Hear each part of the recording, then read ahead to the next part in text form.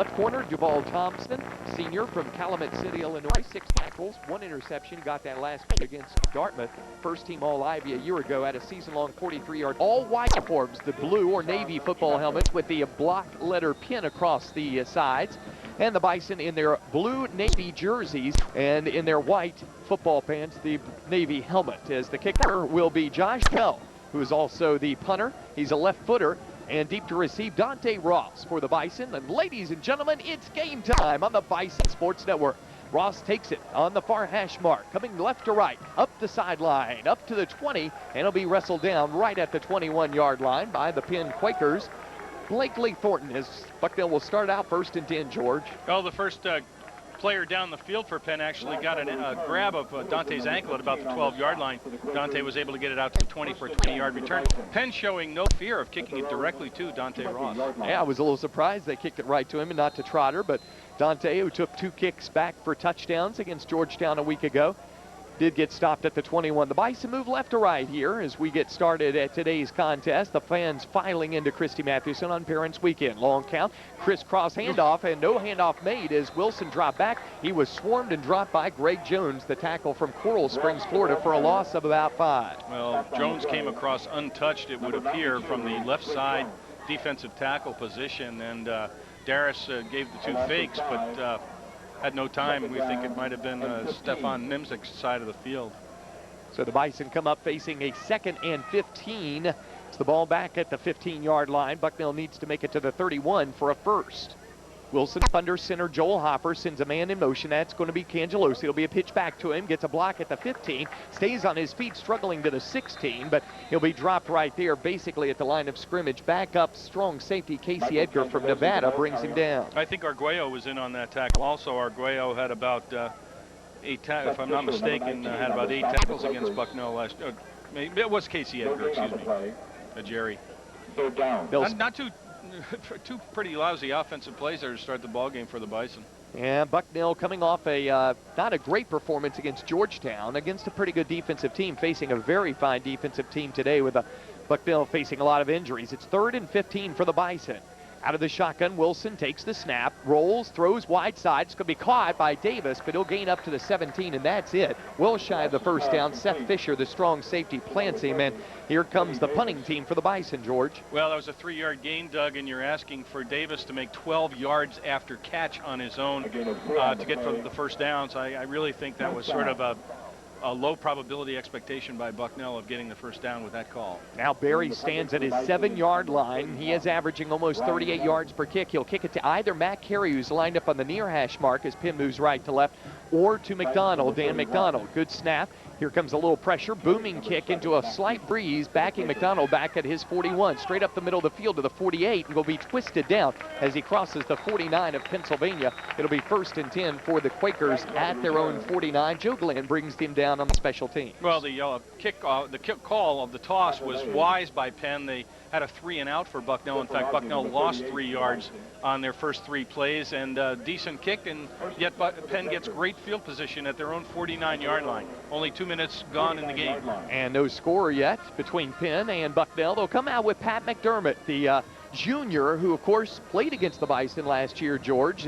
They'll go with a single setback behind him. That's going to be the very fine, kind of a bowling ball player, Matthews. Play action to him, straight drop back by McDermott, throws it man wide open. It's Castles, and he overthrows him by about 3 or 4 strides up top. Dante Ross covered, but that pass too high for Castles. He could have been the center on the Penn basketball team and not brought that in, Doug. That was clearly uncatchable coverage by Dante Ross. He was behind Castles, so a good throw, an on-the-money throw would have been a long completion. Now Passeri and also Carey come into the game for Penn. 4 wide receivers out of the shotgun. McDermott takes a low snap, heavy pressure, throws it near side. It's going to be caught and then dropped. Is it a completed pass and a fumble? We'll have to wait and see. No, an incompleted pass. So it'll bring up 3rd and 10. Peterson knocked it away from Castles. Well, they said all week that they really had to watch for the screen passes, and the entire Bucknell defense had sniffed that one out. The linemen who had broken through the line were not charging, and the defense was so good, the receiver didn't even have a chance to catch it. It might have been better off if the receiver had caught the ball, gotten down, and then had the ball stripped. that play was well defended. Definitely. Now it's 3rd and 10 for the Quakers, moving right to left. Shover into the field of play. Brandon Bailey with 3 sacks last week at Georgetown and trips at left side. Now breaking to the right side is Castles. Here comes McDermott out of the shotgun all day. Throws it over the middle. Man wide open. It's caught for a first down the Bison 30. He'll be twisted down at about the 30-yard line by Jeffrey Montagna. That is the backup tight end, Chris Mazzell, for the first. Well, he may be the backup tight end, but Trip Merritt this week feared number 83. He thinks he's a heck of a football player. Dorian Peterson actually had a chance to deflect that ball about 5 yards before it got to the tight end. He was displeased with himself that he wasn't able to get a hand on it. No score between Bucknell and also Penn, but Penn has it at the Bison 28, 1st and 10, moving right to left. Out of the shotgun, quick snap. McDermott looks right, throws right. It's going to be incomplete, bobbled at the 21-yard line by Castles. Nope, that was Makovsky actually on that attempt. Montagna was providing defensive coverage. Yeah, this almost looks like passing to set up the run, Doug. At any moment here, you expect some kind of, a run play to Sam Matthews might be the counter or what have you, but they're setting up the run, no question. Here is a run to Matthews, left side, cuts it back right side, angles his way down to the Bison 26 to the 25. AC holds on and brings him down. It'll be 3rd and about 7 for the Quakers. Let's take 10 seconds for our stations down the line to identify themselves. 10 seconds, station ID. You're listening to the Bison Sports Network. 3rd down and 7 from the Bucknell 25-yard line. Bucknell and Penn scoreless here with 11:50 left to play in this first period. Penn has it 3rd and about 7 at the Bison 25. They'll break a receiver. That's to Schmidt, the fullback, out to the left. Quick pass to Castles to the right. He's going to have the first down as he skips past one defensive tackler at the 20-yard line. He'll come down the far sideline, be dragged out of bounds by Peterson after picking up first down yardage down inside the Bison 15 at the 14. Yeah, single coverage there by Jerome Macy. And Castles is a big kid. He's 6'3", and he's very strong, and he was able to get about 5 yards after catch and then some for the first down, and Jerome was not able to bring him down. He's a tough kid.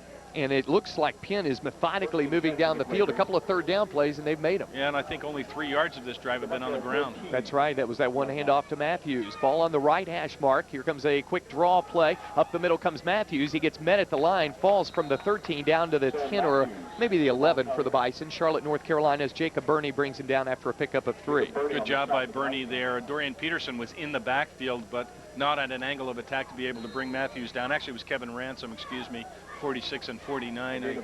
I guess at my age I need binoculars. I do too, George, and I still don't use them. So here comes a 2nd and 8 now for the Quakers, and for the first time in a number of plays, McDermott under center.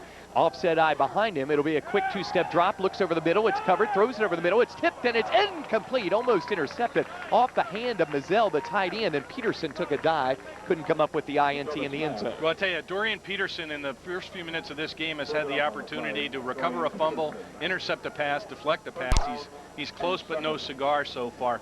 McDermott had an awful lot of time. One of the things about Bucknell is they haven't been getting the quarterback. They did get 4 sacks at Georgetown last week. You can't give McDermott that much time in the pocket. No, this is not Georgetown's offense, is it?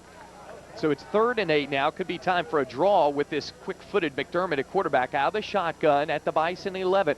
It'll be the draw play. Here he cuts it off to the far side. He has at the 5, at the 4, at the 3, twisted down at the Bison 2. He'll have a first down, but there is a yellow hanky in the Penn backfield. Could be holding. We'll see. Let's hope it is. I'll tell you, McDermott, like Castles, does not go down easily. He gets extra yardage after first contact. It is a hold against Penn, but, you know, when they go with that draw, he has good feet. He does. He's not the fastest guy in the world. He's not a Brant Hall, formerly of Lehigh, or Chris Brown, but he's crafty. He picks a hole, he picks an angle of attack, and he goes after it. And then after contact, he's like a fullback. Shover, Glenn, and also coming in will be Brandon Bailey on probably a passing down. You'd have to think 3rd at about 20. Don Snyder coming in at left guard now from Fork River, New Jersey. Oh, I'm sorry, he was called for the hold. Stephen Millhouse, our spotter, saying. Spot the ball back, George, at the Penn 21, or the Bucknell 21.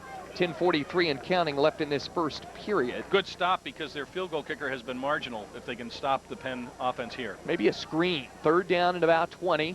Out at the 25 out of the shotgun. McDermott, the quarterback for the Quakers, takes the snap, looks downfield, sets up the screen. It's pulled down by Matthews, has some blockers to the Bison 15. It'll be wrapped up by Dante Ross at the 15-yard line. So Bucknell thought the screen was coming. They did indeed. They had it pretty well defensed. Unfortunately, a lot of their defenders were clumped up at about the hash marker and not as quick a player as Sam Matthews. I thought Matthews might be able to get the corner.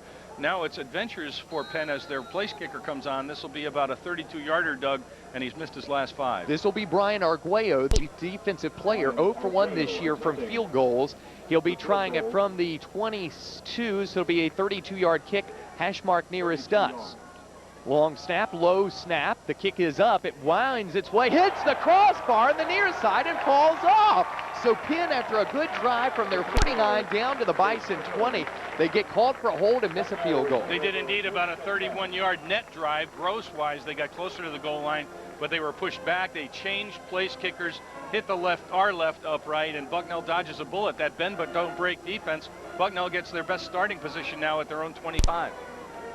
They'll actually move it to the 20, I guess. Oh, yeah, excuse me. I'm sorry. Inside that. So it'll be 1st and 10 Bison moving left to right. They'll have Cangelosi in a slot. We haven't seen this kind of formation. Lovelace the single setback. Wilson looking at the defense, which now shifts for the Quakers as Matt Miller has come in. He was listed as probable. He's in a receiver wide to the left side as Bucknell moves left to right. Handoff up the middle. It'll be the Lovelace, the fullback from Akron, Ohio, Bucknell High School, cracking off behind his center Hoffer past the 24 up to the 25. Bobby Fallon, a line defensive end, brings him down for Penn. And Anthony Lovelace, a great veteran, ran for 95 yards last week.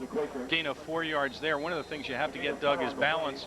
You got to respect the fullback dives so they can't overplay either the quarterback or the trailing slot back. So gains of 4 yards are more than satisfactory.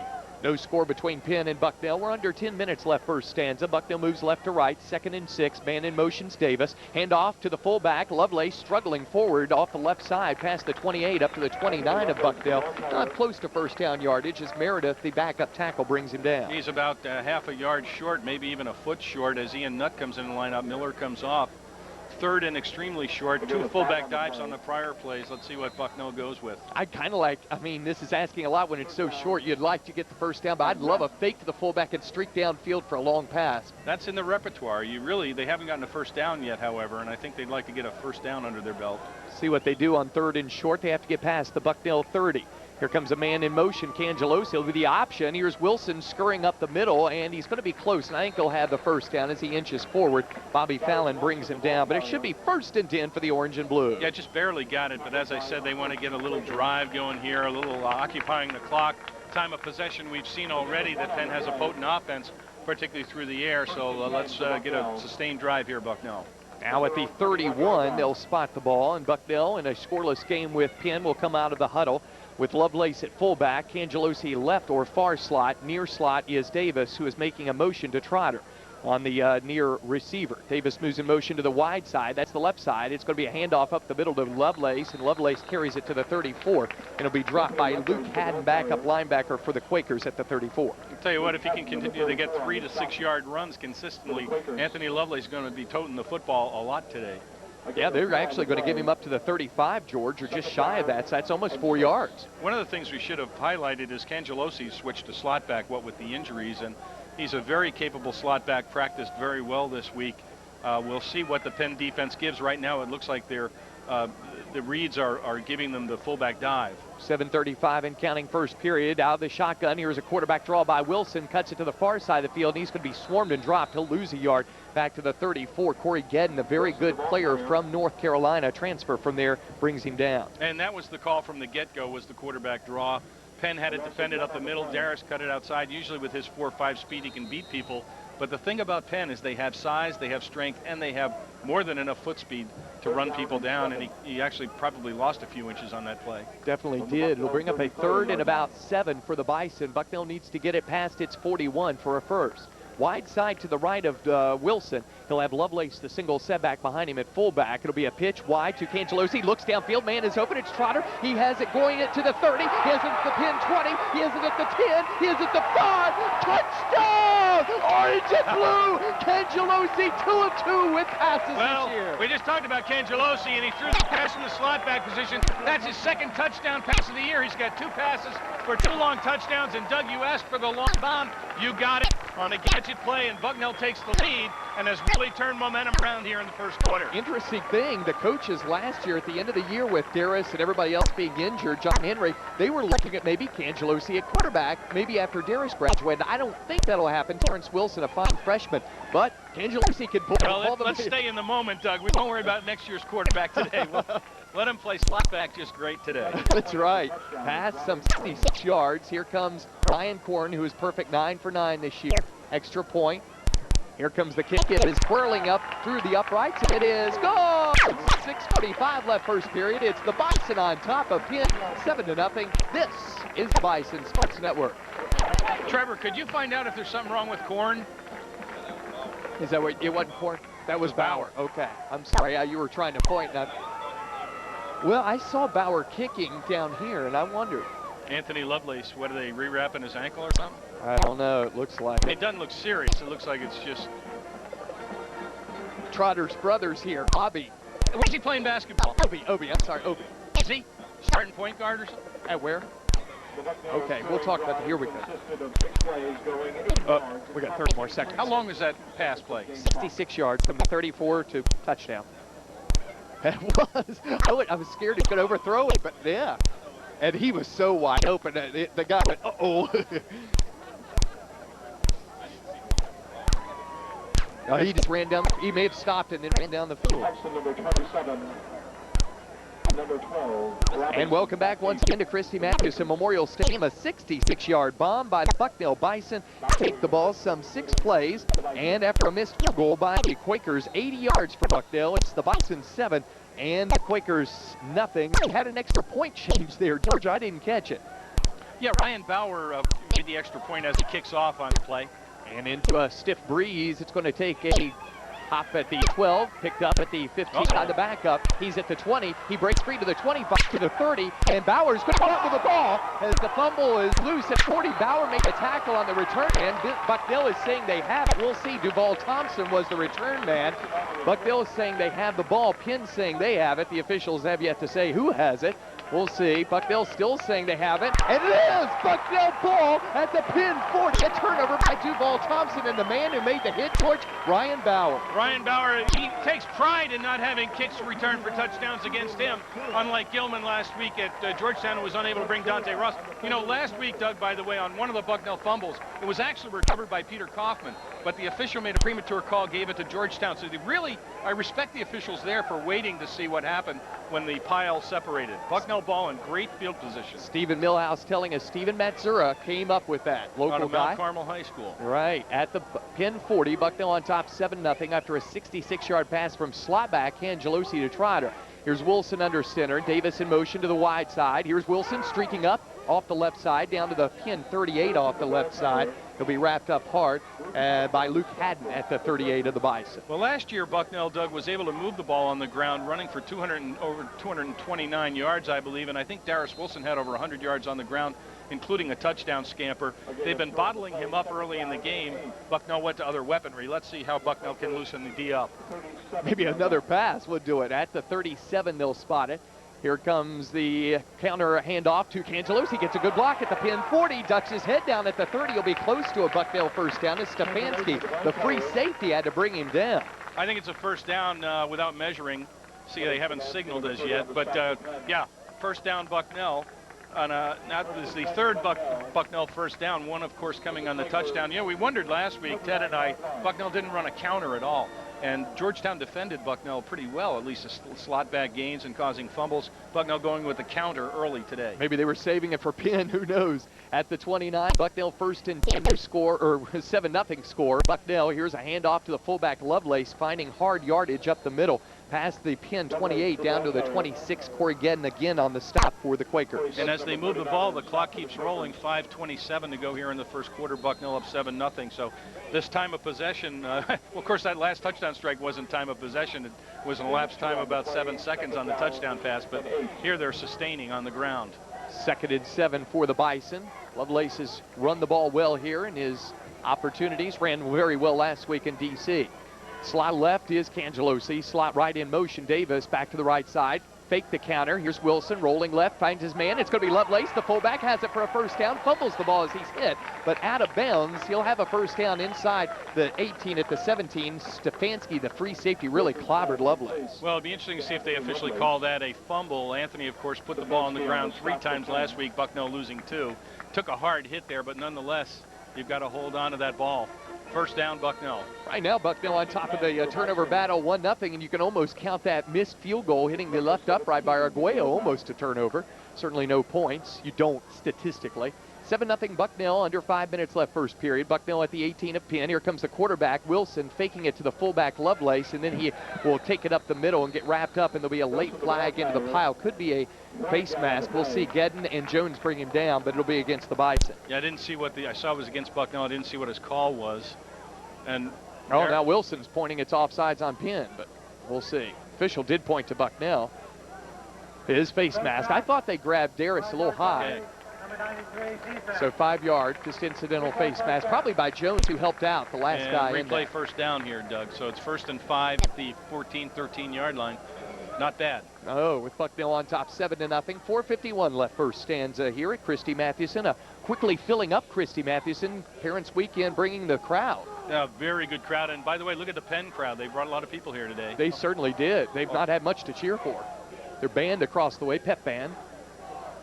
Slot left is Cangelosi. Long count, and again, offsides, making contact was Penn. They're going to give Bucknell a first down. I think Joel Hoffer snapped the ball, but I think contact might have been made before the touch.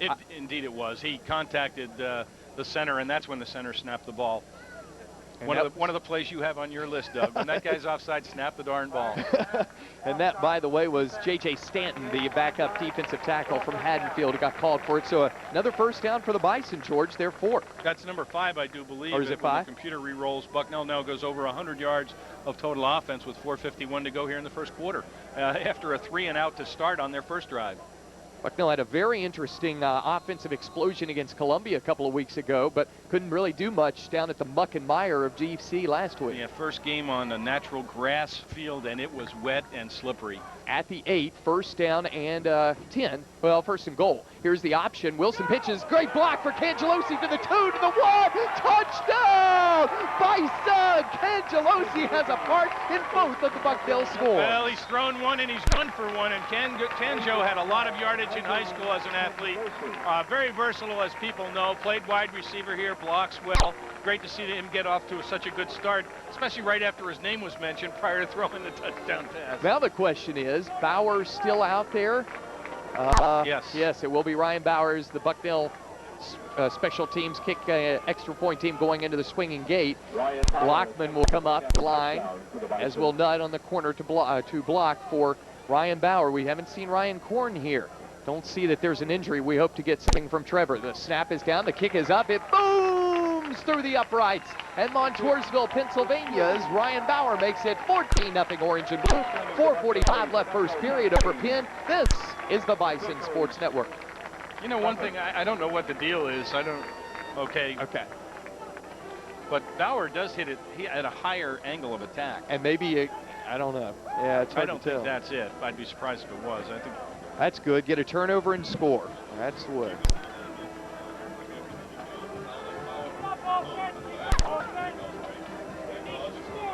Really? He's got the wind's against him to the extent there is a breeze, so I don't know if he'll go for the boomer or what. What's that?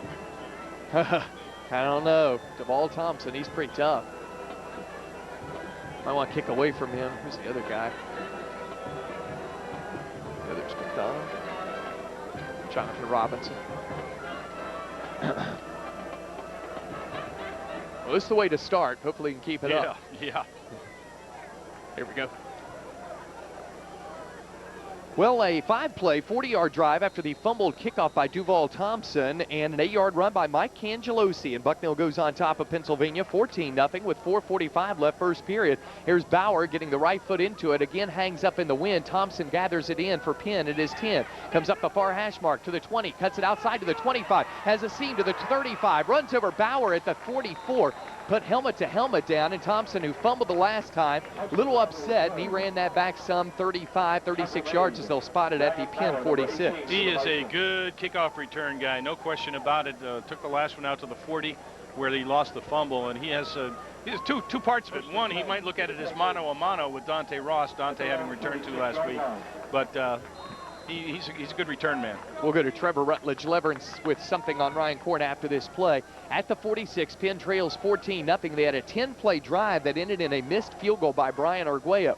At the 46, moving right to left, they'll have a man in motion. Here comes a handoff left side. Up the middle comes Matthews. He will churn his legs past the 49 up to midfield. A little pushing and shoving. Corey Mayo gets it in the jaws. Dorian Peterson brings down the runner that time, Matthews. Let's go to the field. Trevor Rutledge-Leverance, we didn't get a field report from you earlier. Tell us about that and what you have, Trevor. I just spoke to Mark Kepler. He said there's nothing wrong with Korn. Korn is just standing there in the middle of the sideline with his arms folded. He doesn't look like a happy camper. So it could be he's in Coach Landis' doghouse right now. Yeah, that's possible. All right, thank you, Trevor. Right now, Penn has it 2nd and 6, moving right to left, trailing 14-0. Out of under center, McDermott. Heavy pressure as his ball tipped. It's going to be caught anyway at the 43 of Bucknell, close to a first down. As coming out of the backfield was Gabe Marabella for the catch. Dante Ross brings down the receiver. That was tipped by Peterson, maybe? No, I think it was Sean Conover. Yeah, right defensive end. Been playing very well, but it rerouted the ball, and it was swirling like a dying quail. But unfortunately, it stayed online. The receiver was able to go up and get it for the first down. That's the 3rd Penn first down. They're now up to about 50 yards in total offense. In contrast, Bucknell 5 first downs for 108 yards. At the 44 now, it'll be 1st and 10 for the Quakers. Moving right to left. There's Marabella moving left and then back to the wide side right. Under center, McDermott. Quick hitch pass to Castles. He's going to be wrapped up immediately at the line of scrimmage as Jerome Acey was waiting on that quick pass to Castles, the big wide receiver. And even Conover came out from his position and Kevin Ransom. Doug, who would have thought that Bucknell would be up 14-0 on Penn in the first quarter with Darius Wilson having to run the ball 5 times for -2 yards? Wow, that's amazing. Yeah, last year against Penn, Darius Wilson was the entire offensive story. 14-0 Bison with 3:05 left first period, but it's 2nd and 9 for the Quakers. Moving right to left, Castle split left, and Marabella split right. Now they're going to send Matthews out, the running back, out into the pattern. Here goes the fullback to Schmidt out into the pattern. No backs back there. Here is all day for McDermott. Throws long. It's tipped at the line. Here is a pass that's tipped and almost caught by Castles, or make that Matthews, who actually fought through Virgil Rush, who didn't turn around to see the ball. Well, that's exactly right. I mean, it was really a poorly thrown ball, and Verge did not turn around. He was guarding the man. Matthews did turn around, and I feared that even on a lousy thrown ball, they were going to get a long completion, but it bounded off the chest pad of the player into the field incomplete. Rush probably could have had an interception if he would have turned around. I think if he had awareness, if he had court awareness or field awareness, he could have surely if he turned around. We haven't seen that set up, but now Matthews will be in the backfield. He will not split off on 3rd down, expecting a blitz. McDermott out of the shotgun, 3rd and 9 at the Bison 43. Now McDermott changing the play with 5 on the play clock. Here comes the snap. McDermott, 2-step drop, looks for his favorite receiver. Castles has it for make a carry, has it for a first down to the Bison 30 and comes out of bounds on the near sideline as Acey wraps him up. Acey wrapped him up, but it looked to me like Dorian Peterson gave up, so to speak, on the under coverage there, leaving the lane clear for the passer to get it to the receiver. 14-0 Bison, but Penn on the move yet again. They've taken this ball from their own 46 after a great return by Duval Thompson. They have it inside the Bison 30 at the 29.5. 1st and 10, ball on the near hash mark. Matthews the single setback. Now Marabella and Castles wide right. Now Matthews takes an extra yard step back. Play clock down to 6 again. McDermott under center taking forever. Now he's going to change the play and going to have to take a timeout as the play clock was down to 1. So with timeout the score, it's 14-0 Bison over Penn. This is the Bison Sports Network. Fans, to remind you, if you'd like to win a brand new Pontiac here today, you can. If so, please sign up for the BZ Pontiac football toss. You could be that lucky person to win a brand new 2005 Pontiac 5. Entry forms are available at the promotion center located at the main gate. Hurry up because you have till only at the end of the first quarter of play to sign up.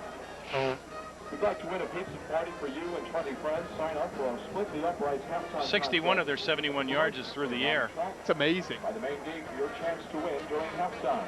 We remind you that kids throwing under, make sure. Hey, Diane, if you're listening, we may have to go to our next, go back to the top and play some spots in the second quarter. Looks like we're going to be through with all our spots here at the end of the 1 quarter. So we'll go back to the top and play Coke and Elizabeth, etc., all over again in the second period whenever we have breaks. Great crowd, but they're not very vociferous. No. That's a Parents' Day crowd. Usually they sit on their hands. At the table along the track at the north end of the stadium. Doug Birdsong, George Berman, Trevor Rutledge Leverance. Our spotter today, Stephen Millhouse. Our videographers, Russ Boucher and Michelle Martin. First and 10 after a timeout for Penn at the Bison 29. McDermott under center. Draw play up the middle. Sam Matthews, he's going to be wrapped up and dropped by Conover. He just stood him up, and the Massachusetts guy said, take that, Matthews. Well, he fought off the block unbelievably well, and he was right on track to where Matthews was going. It was almost as if Conover was in the huddle and knew what was coming. Loss of about 2 on that, so it'll be 2nd and 11 for the Quakers. 2:16 left first period, 14-0 orange and blue. Penn has now run the ball 4 times for 8 yards, Doug. Almost all of their offense coming through the air. Passing situation here, or either screen or downfield variety. Passeri into the game now for the Quakers at a slot right. Flanker right, if you will, and DeSchmidt, the fullback, in now. Passeri moves to the formation, back out to the wide or right side. Out of the shotgun, McDermott, good snap, looks left, fires left, man is wide open. It's Castles, has it down to the Bison 20, and it'll be dropped close to a first down at the 19. Montagna and AC bring him down, but boy, that was too wide open for Castles. Well, that looked like practice. I mean, McDermott went back, proper steps, looked left, saw his man was open, fired, he was open, and he fought for the first down. That's now Penn's got as many first downs as Bucknell does. This is first quarter, sort of an offensive slugfest, each club having about 100 yards of offense. They have it 2 at the 18. We wind to about 90 seconds left first stanza. 14-0 Bison, but Penn on the move at the Bucknell 18. Here is a quick pitch to the short side. Big block for Matthews. Has it away from the 15 and gets barreled out of bounds at the Bison 11. Got a good block out there by his guard. On the near side, Dorian Peterson brings down the running back. Matthews, Keith Waleski got the big block. And what really allowed him to get the corner is there was great blocking by the left side of Penn's line to seal off people like David Ulmer from getting to Sam Matthews. He turned the corner for a good 7-8 yard gain. So it'll be 2nd and 3. Could be time for the tight end. He's lined up right. Well, actually, they have 2 tight ends. Yeah. Mazzell right, Boyer is left. I formation, though, could be a run on 2nd and 3. It will be a run to Matthews off the left side. He gets stacked up at the 10, fights to the 9. He'll be dropped. Virgil Rush in there first, and he got a whole host of buddies to help him. I don't think Matthews had that ball solidly when he took it from the quarterback. It looked like he was bobbling it a little bit. Lucky for him, he controlled it before he got hit by a couple big Bucknell linemen. 3rd and short here, Doug. And once again, they're obviously having problems with their field goal kickers. They've changed Arguello. Their previous guy was 2 for 6, missed his last 5. So if Bucknell can stop here, actually Penn may look at it as 4-down territory, frankly. 3rd and about 1.5 yards now at the Bison 9. They'll have a man in motion. That's McDonald. Handoff left side. Matthews gets hit at the line by Mayo, and he gets dropped back. So it'll be 4th down and about 2 now as he'll lose another half yard. Yeah, that was a tackle for loss. Corey was the first to get in there, then Ransom, then Tags. And now it looks like they're bringing on the field goal team, Doug. 4th and 2. Let's see if it's Arguello. I don't see Arguello out there. Is it? 5. Yeah, Arguello. So he'll line it up, and this time it'll be a 27-yard kick near hash mark. He's a right-footed kicker. So 27-yard kick, kicking right to left here, and he's, as we said, right-footer. Same angle of attack as the last kick. Let's see what he does if he hits the upright again. Here's the low snap. Kick is up, and it is winding towards the uprights, and they say it's good. So after an 11-play drive, the Penn Quakers get on the scoreboard with 7 seconds left in the first quarter. And that's their first field goal in their last 6, 7, or 8 attempts. But Penn moved the ball in the first quarter for 90 yards on 19 plays, so I think it was important to get on the board with their 3 points, having had a couple very good drives. Again, the Bison leading 14-3 as the quarter is got 7 seconds to go. The kickoff will be in the first quarter. Bucknell very impressive here in the first quarter. Doug moving the ball on the drive number 2. A short field drive, and on the first one going with the gadget play, Cangelosi throwing the option pass to Nissan Trotter, who once again evaded a tackle for the 66-yard touchdown. Important here for Bucknell to regain the momentum. Penn just keeps coming back at the Bucknell defense. So the Bucknell offense, again, time of possession war today. Doug, let's see if they can control the ball for a while. Yeah, maybe just a touchdown off a kickoff. Yeah, well, if they get points, great. Yeah, that was that would be good, even if it's a lightning strike, sure. 11-play, 33-yard drive. Remember, Penn got it at the Bucknell, or at their Penn 46 after the good return by Thompson, 14-3 after the 27-yard field goal by Brian Arguello. So Arguello now 1 for 2. 1 for 3 this year. Josh Appel, number 46, 7 ticks left in the first stanza, and this will be the first time we get to see the kickoff by Josh Appel since that opening kickoff. Start this contest. Penn in the all whites today, except for the Navy helmet. Both teams in Navy helmets. Penn's looks a little darker than Bucknell's. Appel, the left-footed kicker, boots this one, and it's going to be taken by Ross at the 5 to the far hash mark. Up the middle of the field to the 10, steps a man at the 15, struggles forward to the 20, and then fights down to the 25 before being dropped by the Quakers, Michael Richetti, and it will be 1st and 10 for the Bison at the Bucknell 25. Well, you can be sure that the Penn kick coverage team this week was studying a lot of film and schemes to break up the Bucknell wedge and not allow them to spring Dante. In all of his returns, the 2 for touchdown, the others this year, they really go middle wedge. Dante goes north-south. He doesn't cut it east-west and try to get the sideline corner. Well, we're at the end of the first period. Bucknell right now leading Pennsylvania 14-3, and Bucknell will have it at its own 25. When we return, this is the Bison Sports Network. For information, you may call area code 570-577. That was quick.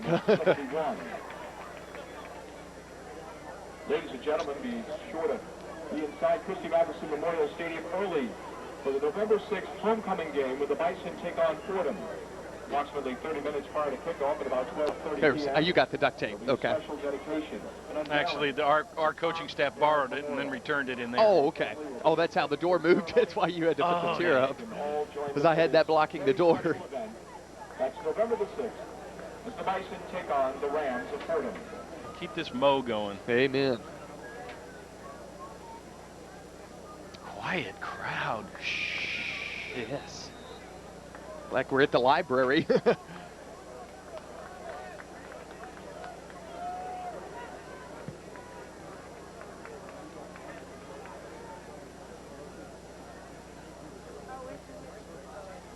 Back to action, start of the second period. Bucknell moves right to left, and on 1st and 10 at its own 25, it'll be a handoff off the middle, and Anthony Lovelace, who had his right ankle retaped, comes in and gets a pickup of 1 or 2. Nathan Harris brings him down for Penn. That's the 5th carry of the day for Lovelace in first play of the second quarter, so that would project to about 20 carries for the game. The Bison would like to get back to getting 3 to 6 yard gains on that fullback dive. Right now, start of the second period, it's 14-3 Bison. Mike Cangelosi threw a pass to Nissan Trotter, some 66 yards from his slot back position for a touchdown. Then Cangelosi added a little bit of icing to it. He ran for 8 yards. Oh, here's a quick option to the right side, and Wilson is smothered and dropped. He'll lose back to the 25-yard line, back at the original line of scrimmage. Edgar all over that play, George. Yeah, Edgar is in for Pierce, Seth Fisher, the starting safety, and really they project per their pro forma that they run a 5-2. Now, he was one of the 5 up on the line of scrimmage, even though he's a DB, and he darted directly in about a yard behind the line of scrimmage where Darris took the snap and beat the blocker to the spot. Do you think that's their ploy? They're going to send a strong safety right down and go for the quarterback? Well, I think Villanova and other teams, even Georgetown, they've really pinched hard. They've penetrated in and pinched in on Darris. Here's a quick pass over the middle to Nutt. Nutt fights to the 34, still fighting to the 35, finally gets beaten back by Arguello. May have saved a first down. They're spotting him very close, Thompson and Arguello. Arguello really was the guy to punch Nutt. Good fight there by Ian Nutt trying to get the first down. Came up short, and they're going to punt, I'm sure. But the point is, once again, the first down depended on getting yards after catch, Doug, rather than catching the ball beyond the yard marker, as Penn has done for most cases in getting their first downs. And it will be 4th and about a half yard. Bucknell will punt, as drifting back for the Quakers will be Adam Franks, the return man. It will be Barry at his own 24 to get the low snap. Comes up with a high hanging punt, conventional punt. It's going to be taken by Franks, backing up at his 22. Gets a good block at the 25, cuts it up the middle to the 29. It'll be dropped by Nutt at the 29. So Nutt made a good reception there and then made a good tackle. 1st and 10 for the Quakers, only down 14-3, George, and they'll have the ball. Yeah, and they've moved the ball just about every time they've had the ball. Nutt, I think, Doug, there was a little disappointed that he couldn't bull for the first down and was down there to make the tackle. We've got some scores here, Doug, quickly. Brown leads Fordham 7-3 with 7:20 to go in the first quarter. Lehigh Holy Cross, no score, 13 minutes to go in the first, just got underway. Princeton at Colgate. Princeton up 10-0 with 3:25 to go in the first. Wow. Colgate lost a big lead, I think, last week, wasn't it, against Yeah, Yale? 28-14 lead they lost to Yale. At the 29, here is our McDermott, back to pass, throws it over the middle, and it's caught by the tight end Mazzell, and Rush stripping the ball away, trying to get it. Mazzell fell down. Rush came up with the ball, but Mazzell's back was on the ground at the 38, so it'll be 2nd and 2. That's the big tight end that defensive coordinator Trip Merritt was talking to me about earlier this week.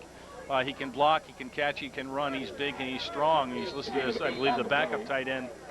No, he's listed as the starter, Mazzell, and he's a good football player. Definitely is. Bringing a 2nd and short for the Quakers. They've been moving up and down the field at a 10-play drive, 11-play drive, but only got a field goal out of it. Here's McDonald to the left side of the line, a receiver. It'll be a handoff up the middle. Matthews finding the going rough on 2nd and 3. He'll get a yard, making a 3rd and 2 as Peterson and AC bring him down. Well, that's Sam's 8th carry for about 16 yards. He's averaging 89 yards per game, and last week had over 100 yards rushing, and had over 100 yards rushing last year against Bucknell. He's a good player, so got to keep him bottled up because he got a 54-yard run, I believe, against Villanova. Might have been Dartmouth, excuse me. He's a good player. Yeah, you don't want to arm tackle him, George. No, and you want to gang tackle. That's right. Get some help. Play clock down to 7. McDermott on 3rd and 2 now. We'll have Mazzell, the tight end, in motion to the right. It'll be a pitch that way to Matthews. Tries to catch the corner. Does for a first down. Has it on the near side up to the Bison 44. And he'll have it up to the 45. Another first down for the Quakers. Rush and Ransom bring down Matthews. Just talk about Matthews, and there he gets through a host of Bison and just keeps the leg driving right along the near sidelines and able to get to the first down and then some. Yeah, up to the 45. 14-3 Bison, 11-19 left first half, but Penn again moving. This is their 4th play of this drive. Now McDermott checking the play on his wristband. He has it on his left wrist, goes to the shotgun, 3 receivers left side, looks that way, now goes right side, screen. Matthews gets a big block. He has it down to the Bison 45. It'll be pirouetted down inside the 45 at the 41 by Jerome Macy. Another 1st and 10 for the Quakers. Nicely drawn up screen. Well, sorry for the oh-no, Doug, but the reason for the oh-no was they had it completely sniffed out again. The line had penetrated. They were drifting to the correct side of the field, and a bunch of Bison seemingly ran into each other. And the receiver was able to get away for yet another first down. Now the official, or the coach, is calling in the play from the sideline. McDermott looking at his wristband as it'll be 1st and 10 out of the shotgun. McDermott looks downfield, man wide open. It's going to be caught by Carey inside the 20 at the 18, and there'll be a flag on the tackle by AC. And we'll see if it's a face mask or... He hit him early, Doug. Pass interference. Matt Carr. Was it Carr? It's Carey. They did say it wrong. It was Carey. He was. It's amazing that he caught the ball because he was hit early by Jerome Macy. They have it down at the 18. That should be declined and just on a first down. And okay, they'll just go down to the 18. But Penn on the move, trailing only 14-3 after fumbling a kickoff, and Bucknell going 40 yards. And of course, Bucknell also getting a 66-yard pass play. So at the Bucknell 18, again out of the shotgun, McDermott gets the low snap to his right, now hauls it in, fires it to the right, and he throws it way too wide of his intended receiver on the near sideline, Kyle Ambrogi, who came in with no receptions this year. Peterson guarding the running back out of the backfield. That's the 16th pass here for Penn with 10 minutes and 45 seconds to go in the second quarter. Clearly a pass-dominated offense so far. Been a couple runs by Sam Matthews, but he's still got 24 yards on 9 carries. This time they're not going no huddle, Doug. Nope, they're breaking out of the huddle. And George, that's a lot different than at Penn last year when McDermott making his first start for an injured Mike Mitchell. Yeah, they had real good run-pass balance last year.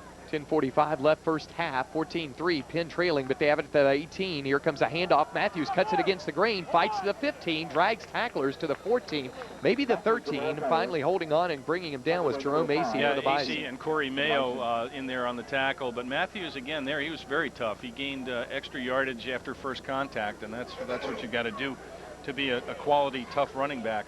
Brings up a 3rd and 5 for the Quakers, down by 10, or 11 rather. Here with 10:17 left first half. Moving left to right now in this second period. They go to the I formation first time today. 2 wide out short side. It'll be a play action. McDermott over the middle, sets up the middle screen to Matthews, has it at the 10. Flag is down as he'll take the ball inside the Bison 6 to the 5. Ulmer brings down the running back, Matthews, and he's slow getting up, but could be a hold. We'll see what the call is. You know what's astounding to me is I know eligible receiver downfield. That they've been practicing against the screen package from Penn all week, and yet, having done that, Penn's getting good yardage off the screen package. At the time, a lineman was down a little soon. Chris Prelo now coming into the game for the Bison. See if we've got some other scores here, Doug. Ivy League, Harvard 14, Cornell 14 with 8:30 to go in the second quarter.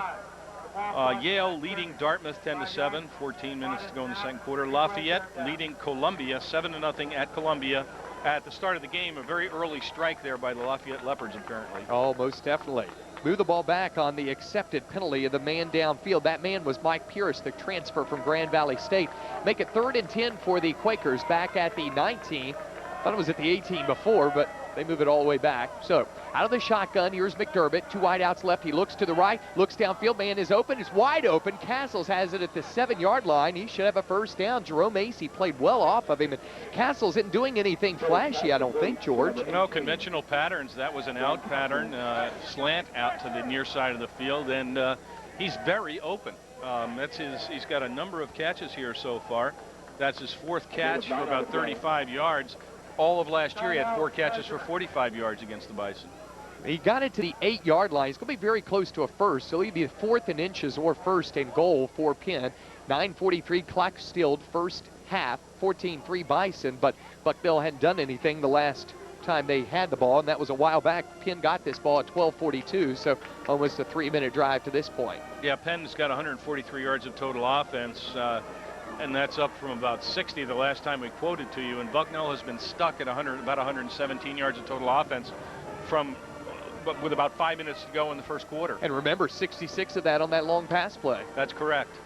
So spot the ball at the 8, and it will be 1st and 10 Quakers as they move left to right. 1st and goal, I should say, at the Bison 8. 14-3 Bison, but Penn knocking on the door. They like the tight end here. They've thrown to him a couple of times. Gazelle is lined up right side. Boyer, the other tight end, left side. Lockman in defensively for the Bison. Here's McDonald moving to the left side of the formation. It'll be a play action. McDermott has time. Throws it, man, wide open. It's going to be incomplete to Mazzell, the tight end. AC had somewhat coverage, but Mazzell really had him on his back. Well, he did, but I think the quarterback had to try to lob it and let Mazzell use his height advantage, lob it over Jerome Macy. I call that pretty good coverage right there. Reason being, the coverage was so good that that caused the errant pass. But again, as you nailed it, they were going to Mazzell, and you could tell it from the snap as he drifted right off the line of scrimmage. One thing we've noticed with McDermott, he seems to lock onto a receiver. You would hope that would help Bucknell playing so much zone. Watch the quarterback draw as a possibility here, too. They did that last time they were down here. At the 10, out of the shotgun, McDermott. He'll be a quarterback draw. Penalty flag stops play. Could be a legal procedure against the Quakers. We'll see. You called it, George. Yeah, that was clearly the called quarterback draw. They did stop the play with most likely a legal procedure. They wouldn't have stopped it, I don't think, with an offsides, unless somebody just made contact. What a quiet, huge crowd. You know, the students are embarrassed to yell and scream when their parents are here. The parents are embarrassed to yell and scream. They're now clapping very graciously.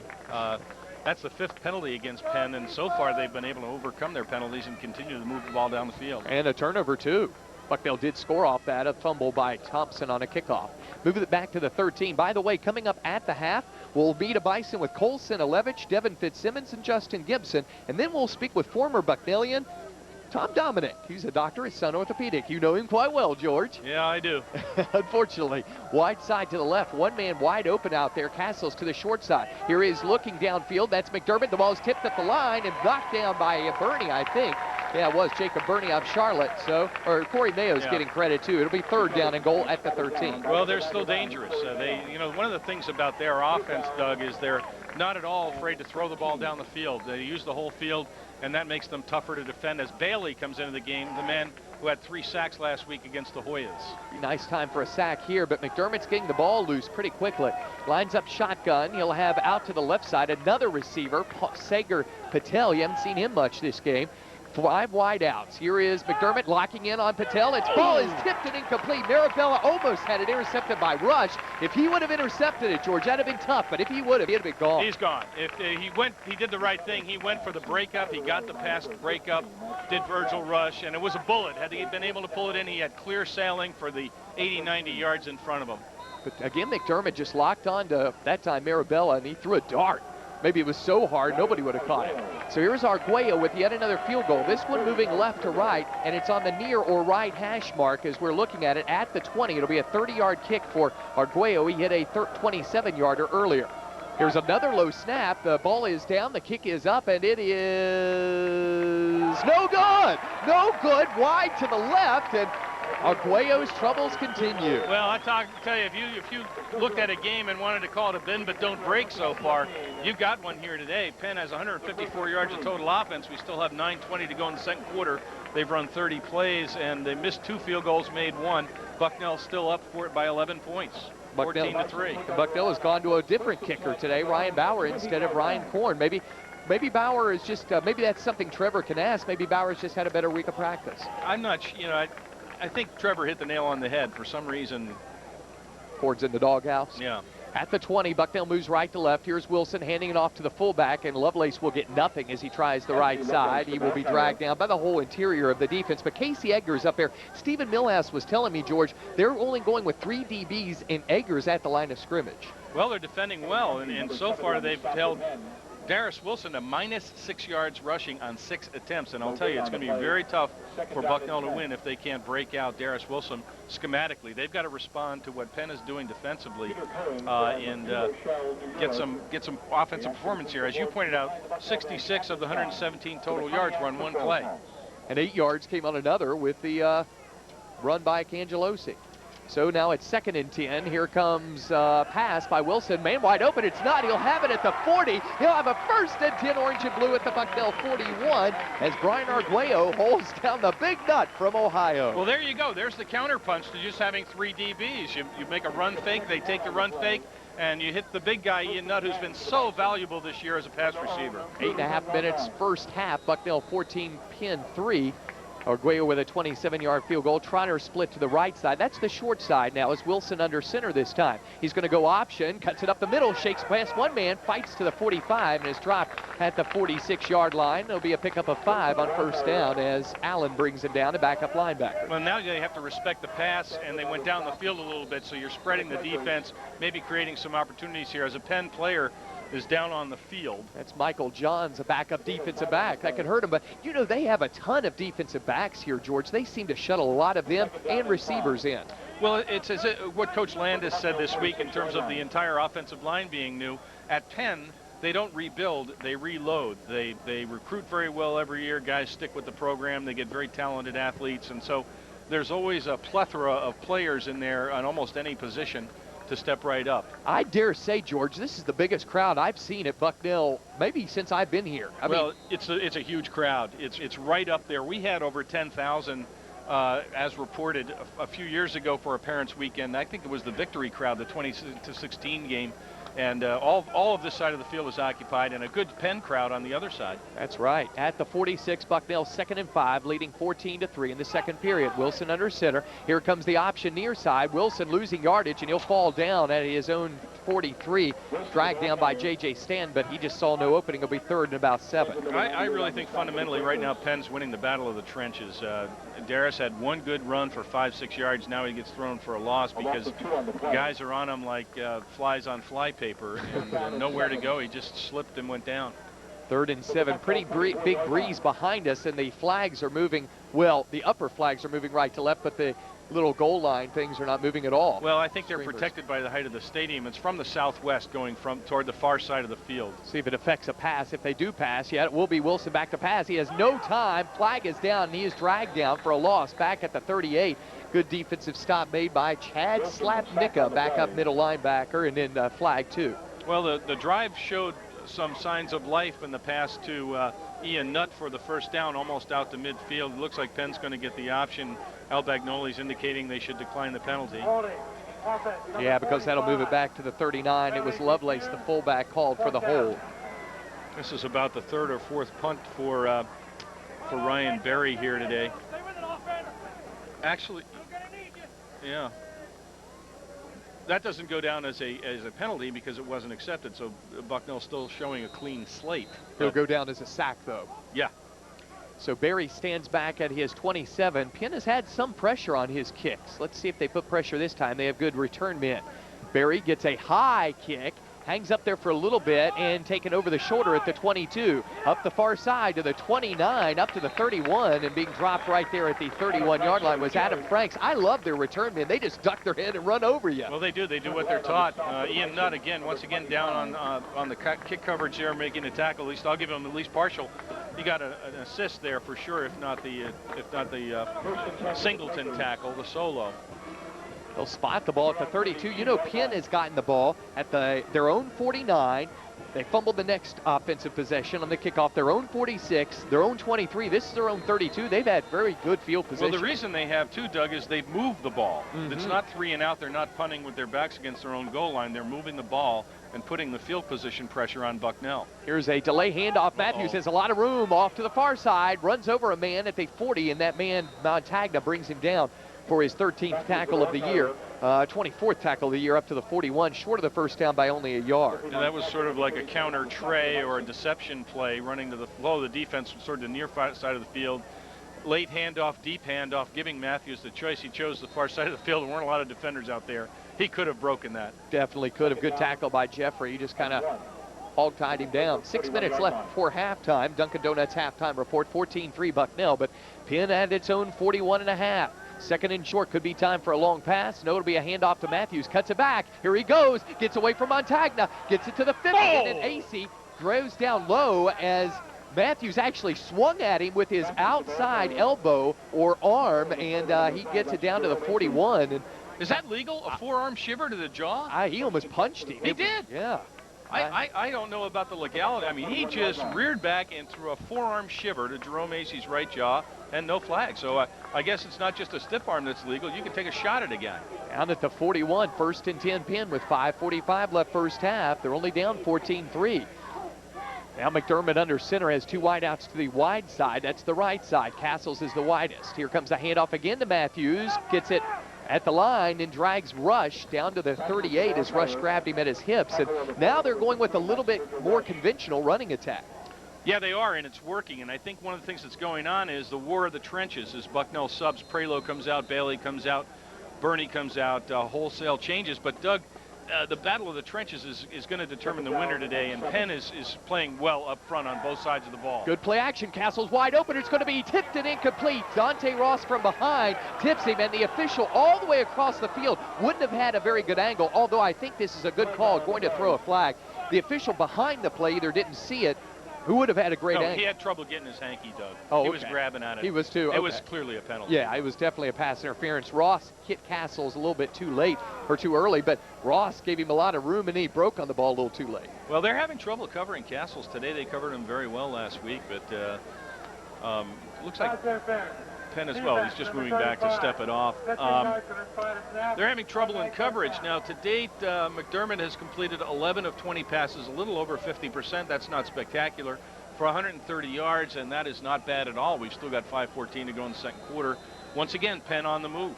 They now have almost 200 yards of total offense to Bucknell's 136. First down via the penalty, the 11th for Penn unofficially at the 22 of Bucknell, trailing 14-3. Straight I formation behind McDermott. As Boyer, the tight end, moves to the left side of the formation. It'll be a pitch that way to Matthews. He cuts it up the middle of the field, sprints free to the 15, fumbles the ball at the 10, and it's recovered by the Bison's Dante Ross. Bend but don't break. Bison do it again. I love bend but don't break, but you know what? I'd love to. and we're now positive 2 in turnover margin, but man, I'll tell you, I'd love for Penn to not move the ball so easily. That was very scary. Matthews, a great run, broke free, looked like he was going to break it. Someone, I didn't notice who, punched the ball loose. Jeffrey Montagna. Jeff Montagna was a forced fumble, and Virgil Rush a covered fumble, a recovered fumble. Bucknell at their own 10-yard line, a 9-yard line with their backs against the wall. Offense hasn't been spectacular the last 2 weeks. They didn't perform well with the backs against their own end zone at Georgetown. Very important series here. No doubt, at its own 9, wide side to the left of Wilson. Cangelosi a slot back that way. Davis in motion, option. Good block at the point of attack. Here's Wilson sprinting free to the 15, up to the 20, wrapped up and dropped at the 22. Hell of a 1st and 10, orange and blue. Stefanski saved possibly a touchdown. First break today. Great block by Nissan Trotter on the near side of the field. First breakaway by Nissan today gets him back into positive rushing yardage on his 10th carry and or sack. So good performance, net by Penn so far, but Darius got a seam there. Let's see if they can keep moving it. 14-3 Bison with 4:50 and counting first half. We'll have the Dunkin' Donuts halftime report coming up. We'll speak with Cole Sinilevich, Devin Fitzsimmons, Justin Gibson, Tom Dominic. Here is a blitz on the corner, it looks like, by Penn. Here is a option that way. Oh, there's a lot of room for Davis. Has it to the 25 and then gets knifed down at the 27. Good job fighting off the block by cornerback Duval Thompson, making the stop. That'll be a pickup of about 5. And Kenjo's been having a good day today. He didn't have a good play there because he kind of whiffed on the block. He went low, rolled on the ground. The defender was able to leap right over him and get to Kenny Davis. Another defensive back coming in, wide receiver for the Bison, Matt Miller coming in. He's listed as probable. He's out of the Buckeye State, Cleveland. Great hands, Doug. Let's see if they do a play fake here and throw a pass. Thompson lined up Shotgun with Miller on the near side, yep. Wilson out of the shotgun on 2nd and 4. Comes a blitz possibly. No, they'll fake it. Here's Wilson taking on the quarterback draw. Cuts past a man at the 30, wrapped up at the 31. There'll be a late flag in the pile. Slapnicka brings down Wilson, but holding against the Bison. We talked pregame. One of the keys to the game in Bucknell this year has had not a massive amount of penalties, but they've had penalties at key junctures that have really hurt drives. This drive is really to just occupy clock with 4:26 to go, get great field position, keep the ball out of Penn's hands, as we said pregame, and boy, this penalty may hurt. Number 57. It's going to be on Nimzik? Joel Hoffer. Oh, Joel Hoffer, I'm sorry. Hoffer. That'll move the ball back to where it'll be 2nd down and about 14 for the Bison, all the way back to its own 19. And the point where that hold was occurring, where the ref threw the flag and where Hofer was way behind where Darius Wilson was running the ball on the near side of the field. Let's take 10 seconds for our stations to identify themselves. 10-second station ID. You're listening to the Bison Sports Network.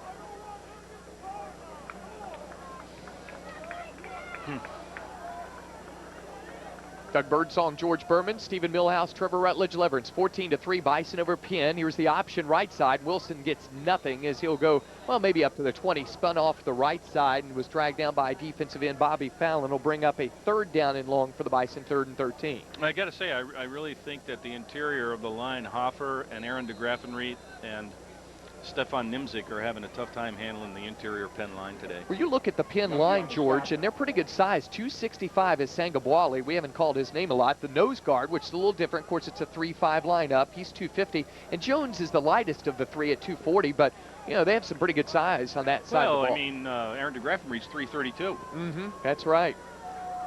Out of his shotgun. Oh, it'll be a handoff up the middle. Lovelace breaks free of a tackle, fights to the 29, up to the 30. It'll be 4th down, 4th and 4, but a good run by Anthony as Seth Fisher, the strong safety for Penn, brings him down. Yeah, Anthony, God love him. He ran for 95 yards this week, and he's at about over 25 this week in the first half. But I really feel if that were Blama and maybe even Frank, they might have been able to get at least first down yardage there. Blama is so good at manufacturing extra yardage. I don't know if you guys mentioned last week, I can't remember, Lazio went out with an injury. It was an injured hand, and hope to have him back in a week or 2.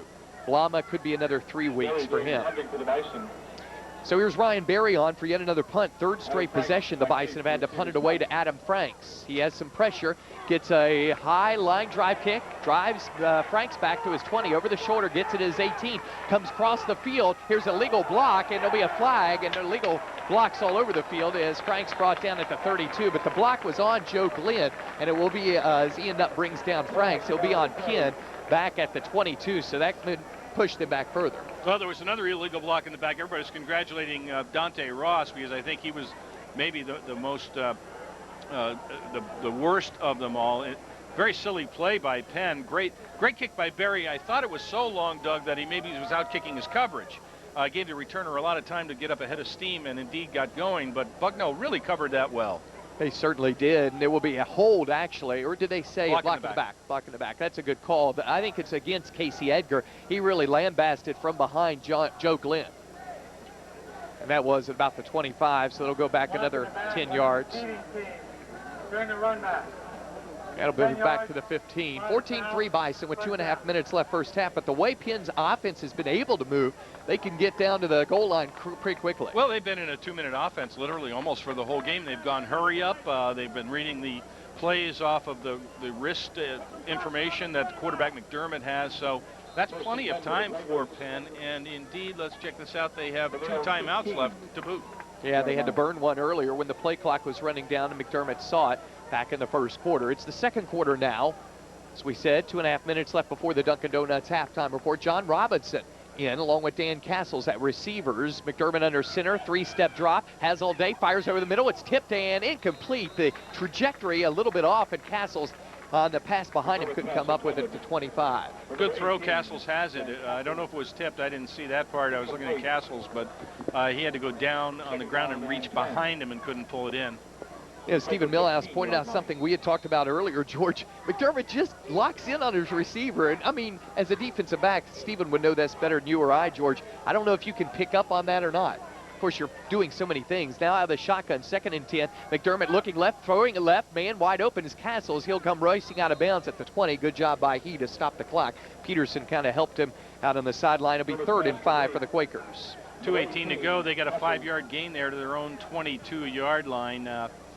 Bucknell would take that. They'd prefer to have kept the returner in bounds, but did not. McDermott raising his hands toward the sky as if to say to the coach, what do you want me to run here? No huddle once again. Hurry up offense. And 4 receivers, 2 left short side, 2 right wide side. 3rd and about 3 out of the shotgun. McDermott looks left. He is flushed out of the pocket, comes up the middle. He's going to be sacked back at the 17 by Mike Shover from Camp Hill, PA. I think he's going to get a share with, is that Jake Burney? Yeah, Burney. Got to give him half a sack each. You know, Burney didn't get credit for an assisted tackle last week, and I thought he helped Brandon Bailey on one of those. Well, he definitely did, and JT saw that afterwards. I don't know if the stats were changed. Right after the game, they gave 3 pure ones to Bailey, and Jacob was in there on one of them. Well, it'll be 4th and 8, and unless Penn fakes it, they're going to have to punt it to Dante with 1:45 left, and Bucknell leading 14-3 in the second period. Bucknell has 3 timeouts left, Buck. This is a great punter, though. Josh Appel, he was booing them 50 yards in pregame. This one a little bit of a shank, but it kind of helps as it goes sideways, out of bounds at the 45. The wind kind of took it. He was trying to kick it away from Ross, though. It'll be 1st and 10 Bison at the Penn 45. 1:30 to go. 3 timeouts in your pocket. Short field. You're up 14-3. Nice scenario for the Bison. Now let's see if they can capitalize. You know, that's the first punt for Penn today, George. Oh, they've moved it every time, virtually every time they've had the ball, and they've lost the ball on turnovers. Yes. They've had, what, 2 lost turnovers? Well, they had a fumble, and then they, of course, had the fumble kickoff. They haven't had any other turnovers offensively except for Matthews' They had 2 lost fumbles, one covered by Virgil Rush, and then the kickoff covered by Bucknell. Oh, yeah, but I mean 2 offensive, no offensive possession, that 1 fumble. 1st and 10 at the 45. Wilson pitches late. Here's Cangelosi with a good block by Davis, cutting it to the right side to the 40. He'll have a first down at the Penn 31. Slapnicka saves 4 yardage. Yeah, that's Cangelosi's 4th carry. Now is up to about 30 yards rushing on 4 carries. He's thrown a touchdown pass. He stayed in bounds. They moved the sticks. They're waiting to get the sticks marked. They're at the 31, 32-yard line of Penn. Good opportunity here. 3 timeouts still left. 1:22, and now the clock moves. Bucknell on top 14-3. Bucknell taking some time. They don't want to make a mistake. Now Trotter will move to the right or short side of the field. Slot left, Cangelosi. He's been a weapon today. 1st and 10, Bison at the 32. Option to the wide side. Here's Wilson cutting it back, and he'll lose yards back at the 35. Bucknell needs to take a timeout. Sangabwali and Casey Edgar bring down the running back, quarterback that time, Wilson. Well, other schools are going to look at this tape and say, wow, that's Darris's 12th, quote, carry for 3 total yards, including 1 good run. So he's been tackled for loss a number of times today. And it's very quick penetrating pressure, forcing Darris to make a call. Little surprise there, Doug. They took time to trot Trotter over to the far side of the field while the clock was running. We're now down to just over a minute. That play took a long time to get off while the clock was running. And then it turns out to be a deep option play where you lose 4 or 5 yards. Yeah, I thought that was a little bit strange. Stay tuned at the half for the Dunkin' Donuts halftime report. We'll have scores of other Patriot League games. Statistics, our Beat a Bison feature, which, of course, as we said before, will be with Cole Sinalevich, Devin Fitzsimmons, Justin Gibson, and we'll also talk with Dr. Tom Dominic of the Sun Orthopedic Group, a former Bucknell football player. That's coming up at the Dunkin' Donuts halftime report after Trevor talks with Coach Landis. You know, Craig Swanson coming in now at tackle, and maybe the coaching staff thinking somebody not doing its job. Well, they pulled Justin Gibson, the senior, the academic All-American. When that happens, it's not as if they were ecstatic with the way Justin had been playing. Let's put it that way. At the 35 now, it'll be 2nd and 15 Bucknell, still with 2 timeouts and 1:03 showing on this second quarter clock, 14-3. What you don't want, I'm not going to say it, but you don't want what happened to Georgetown last week. At the 15, Wilson looks at the play clock. It's down to 7. Gets up under center Joel Hopper. Sends Davis in motion to the left or wide side. Quick screen. Here's Cangelosi with another pass. Man is there. It's Trotter. It's going to be almost caught and should have been pass interference possibly. As defending that time, Stefanski, I thought, bumped Nissan. Well, they didn't fool anyone that time. There was good coverage on Nissan Trotter. 2 Penn Quaker defenders there. Cangelosi, interestingly enough, was rolling this way on this side of the field, and he had to throw against his body momentum. Still threw it a good 45 yards down the field, right in the neighborhood of Trotter. I thought it was a good defense play. I didn't think it was interference. I also think if Nissan brought it down, he would have been out of bounds. But it's in the history books now. Bucknell 3rd and long. Not, of course, the strongest part of their offense. Maybe a draw here, but there are a lot of guys stuffed in the middle. You'd think the flanks might be open. Here is Wilson setting up the screen, and he throws it right to the man at the lineman, and he's got it at the 40. He's got it at the 35 with a bevy of blockers. He's got it at the 20. He's pushed out of bounds with 46 seconds left. At the 14, Darius Wilson pushes out the return man that time, the tackle, J.J. Stanton, and it's lucky he didn't throw an interception for a touchdown. Yeah, it is. And that guy looked like he was the intended receiver, a big, burly lineman. I mean, Darius, must not be seeing things well. Last week, the second interception, I saw in the Georgetown newspaper, the DB that had the 15-yard interception return said, yeah, we've been practicing against that play all week. And I don't know if Darius couldn't see what was going on there, but we were fortunate that he wasn't able to carry it in. 44 seconds to go. Penn still has 2 timeouts. What a reversal of fortunes. No doubt. 2 wide receivers, short side left. Here is a quick pass by McDermott over the middle. Man wide open. It's at the 5, down to the 3, to the 2, and it'll be stopping the clock because there'll be a first down for Penn, so they won't have to use a timeout, although they may. Decker and Rush bring down the receiver that time, and that'll be the 12th first down of this first half for Penn. They're only down 14-3 with 37 ticks left. It's unbelievable. Bucknell had it teed up to take it more than a two-score lead, and now it's down at their own end of the field. Could be a quarterback draw. No, it'll be a rollout by McDermott. Looks downfield, man, wide open. It's tipped at the last second, though, by Joe Glenn. Otherwise, the receiver who was open, Segal Patel, missed it. Incomplete. Great play by Joe Glenn. Dove, fully extended himself, couldn't intercept it, but did deflect it. Again, Penn not running much time off the clock. Downs are important at this point. It's second down and 3 to go. For the score, still 2 timeouts in their pocket and 29 seconds. They have a world of time. They could run the ball right here and still have time for a timeout at the 3. So here out of the huddle, Penn, offset eye behind him. DeSchmeck, the fullback, look for the tight end here. That's Boyer. Will be a pitch wide left, wide open is Matthews at the 2, at the 1. He twists to the goal line, and he is out of bounds at the 1 by AC and Ulmer. Down to 24 seconds to go. That play took all of 5 seconds per the officials. Matthews fought very hard to get it in, was stopped with very short yardage to go before the end line. Just inside the 1-yard line, we're called. Good defensive play there by Jerome Acey to prevent the touchdown. 3rd and goal at the 1. You would think maybe another handoff to Matthews here, diving over the pile, but we'll see. Could be a fake and have McDermott roll out. That's what the offensive coordinator gets the big bucks for. I formation. Could be a sneak. Yeah. Oh, man jumped too soon. I think it was a defensive player for the Bison, Conover, but we'll wait and see. Flags are down, and it wouldn't give much yardage. It'd just be a half yard either way. It would be a 5 yards if it's against the offense. That's why if you're the defense, it's worth the risk, because it could just cost you less than half a yard. Conover acted as if he was drawn on to the offside situation, but we'll see what the official says. It's going to be offside, so that'll be 3rd and goal at the half-yard line for Penn. 23 seconds left. Of course, the clock didn't start there. 14-3 Bison, but Penn literally at the doorstep. Of course, Bucknell stopped Penn at 4th and goal at the Bison 1 in last year's game that gave them an opportunity to win. They sure did. I don't know if Bucknell can muster up enough here or not. They're pretty close to the goal line. So McDermott under center now, split backs.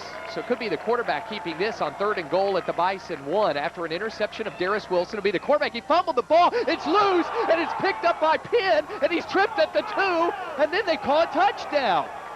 But Pat McDermott got the ball across the goal line, but if he did not have possession. He fumbled it as he was getting it from the center. It was bobbling. He threw it up in the air, and then it got batted and caught by a Penn guy, but they give Penn a touchdown. And doesn't matter because Bucknell shouldn't have been in this situation, to be quite honest.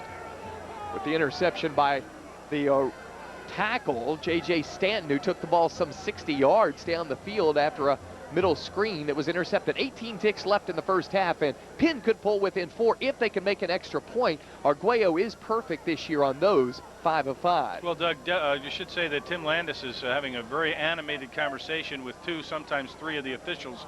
That's why there's a delay here in attempting the extra point. What astounded me was there was a lot of play and interaction. The fumbled snap, he recovered it, he stuck his arm out, the ball was knocked free. After all of that, the fumble recovery, diving on the ground, only then did the official throw his arms up in the air and say touchdown.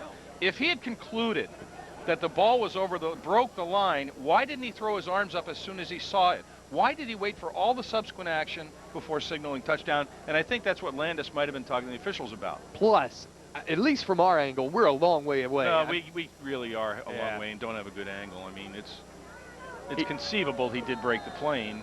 Well, but did he have possession? He was fumbling out of the snap. The official said yes. So, I mean, obviously the official in his own internal debate said, yeah, he did. Now here is Arguello, again a low snap. This kick is up, and he actually makes one, as this one is no good. Oh, my. He was right down the middle on that, but the official says no good. Arguello is saying, I got that. But he missed it. They say wide right. So, wow, it's 14-9. The Bison hold on to a 5-point lead with 18 ticks left in the first half. But no matter what, Bucknell put itself in a bad situation there with the interception. Well, Bucknell's put itself in bad situations since virtually the end of the first quarter. They had about 100 yards of offense in the first quarter, had 77 in the second quarter, only eight first downs total, and they had the turnover margin going their way, Doug, and then they turned it back over to the Penn Quakers and gave them Old Mo back. They still have a 5-point lead, and fortunate to have that, actually. Penn running 41 plays for 214 yards of offense. If you can duplicate that, that would be 82 plays for over 400 yards of offense. That's a pretty good offensive day. In fact, to give them 214 yards of total offense and only 9 points is a pretty good bargain. However, you had the opportunity there deep at their end of the field with timeouts in your pocket to put points on the board. Even if it was only 3, then it would have been 17-3. Completely different ball game. That was very ironic that you mentioned something could happen here, and I'm not going to say what it is, and it almost did. He just couldn't get it into the end zone. I'll tell you, it's amazing that, Penn, I don't know what's going to happen to the Quakers the rest of this game nor the rest of this year, but they have got to shore up their kicking game. They've missed an extra point and 2 field goals. Now, hopefully it'll haunt them in this game, and who cares what happens the rest of the game, rest of the year. 4-play, 13-yard drive, as this is Appel kicking it low, caught up by Ian Nutt at his 35, and he'll race up to the 39 with 13 seconds left, 12 seconds, 11. Now the official stops the clock with the 11 left at the 40. Bucknell will have it here, leading 14-9. With that good a field position, what Ian should have done is take a few yards and then taken a knee, gotten the whistle right away, because Bucknell indeed still has 2 timeouts left and pretty good field position. Again, this passing is obviously not the forte of this offense, but you give yourself a shot here. Right now, looks like the victory formation, and Wilson at the 40 will just drop back, take a knee, and that should be the end of the first half. And we'll hear what Coach Landis has to think about that call. Well, maybe Trevor won't ask him that, but we'll go to Trevor Rutledge-Leverance here in just a second. I think Coach and Trevor are standing by. Let's go to Trevor right now. Trevor? You look to have a different vantage point from upstairs on that last touchdown. Talk about what you saw. What touchdown are you talking about? The Penn touchdown. Oh, I thought he was fumbling the ball from the snap, which you can't break the plane if you don't have control of the ball, but they evidently weren't seeing the same thing I was. Until that touchdown, the defense really had a bend but don't break. They're playing pretty well. Well, they did up till that time, too. I mean, we're the ones. Offensively, we threw an interception, got the ball down there on the 8-yard line, so defense played very well. The offense played well, too. I thought we played very good football, and then we made that one mistake on a screen pass where we should have just thrown the ball into the ground, trying to make something happen when it wasn't there. We'll be okay. Last question, why no Ryan Korn? We're going with Ballard. Thanks, Coach. Good luck. Back to you, Doug. Thank you very much, Trevor. And here at the break, at the halftime, it is the Bison 14 and the Penn Quakers 9. Stay tuned for Meet a Bison with Cole Sinilevich and Devin Fitzsimmons, along with Justin Gibson. That'll be followed by our spotlight on Bucknell, which today will be with former Bucknellian and Graham Showalter. And I just kept answering Groover's question, and Graham Showalter, you heard the other night he wanted us to interview Ed Rendell today at halftime, the governor.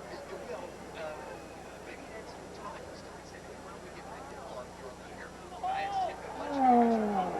absolutely. Well, I shouldn't have said it, but I said to Graham, you know, it's the political season. I really don't think that's right, Graham.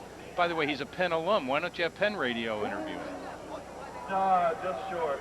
So he probably was hurt by the. PZ Motors, thank you for teaming up with Pontiac. Scott, special thank you. I'll do this here. Good try, guys. All right. Good teams are finding ways to stop the spread option. Then it puts pressure on your passing game, and our passing game is good when it's a surprise passing game. When they're looking run. I'm really surprised they went with a can-go option pass again. I know. I mean, how is that going to fool anybody? And they had double coverage down here. Where here. that ball lands, he's going to punt it. And where the punt lands, he's going to attempt to. Here comes your man. I'm going to run down. I'll be right back. Could you put my volume up, hearing volume up a little? Compliments of Campus Services. That's better. So Dan, whenever you're ready, yep. Give it a toss.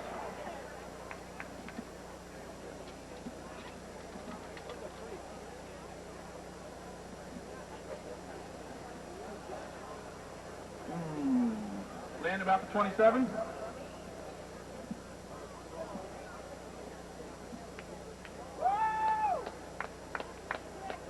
All right, Dan, give it a good boot.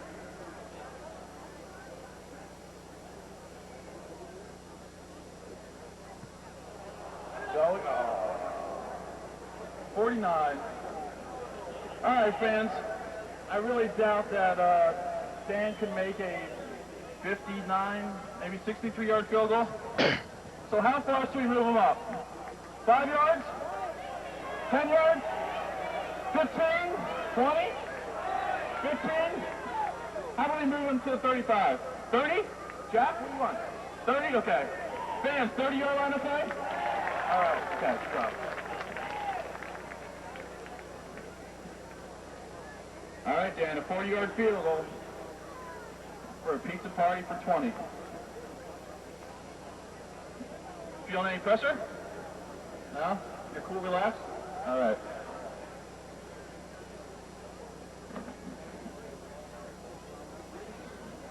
Close. Thanks, Dan. All right, now it's Scott's turn.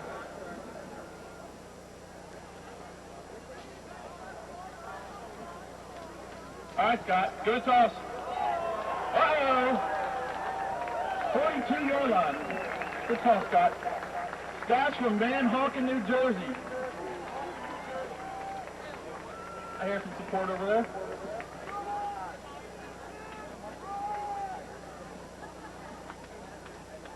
Come on, Scott. You're young. A little hustle. All right, let's give it a boot. Get a running start. Ooh. What is that, about the 27, 28? Fans, think he can make it from there, or should we move him up? Sorry, Scott. The parents say no. 38-yard field goal. Hey, Scott, have you ever kicked a field goal before? No? Well, there's a first time for everything.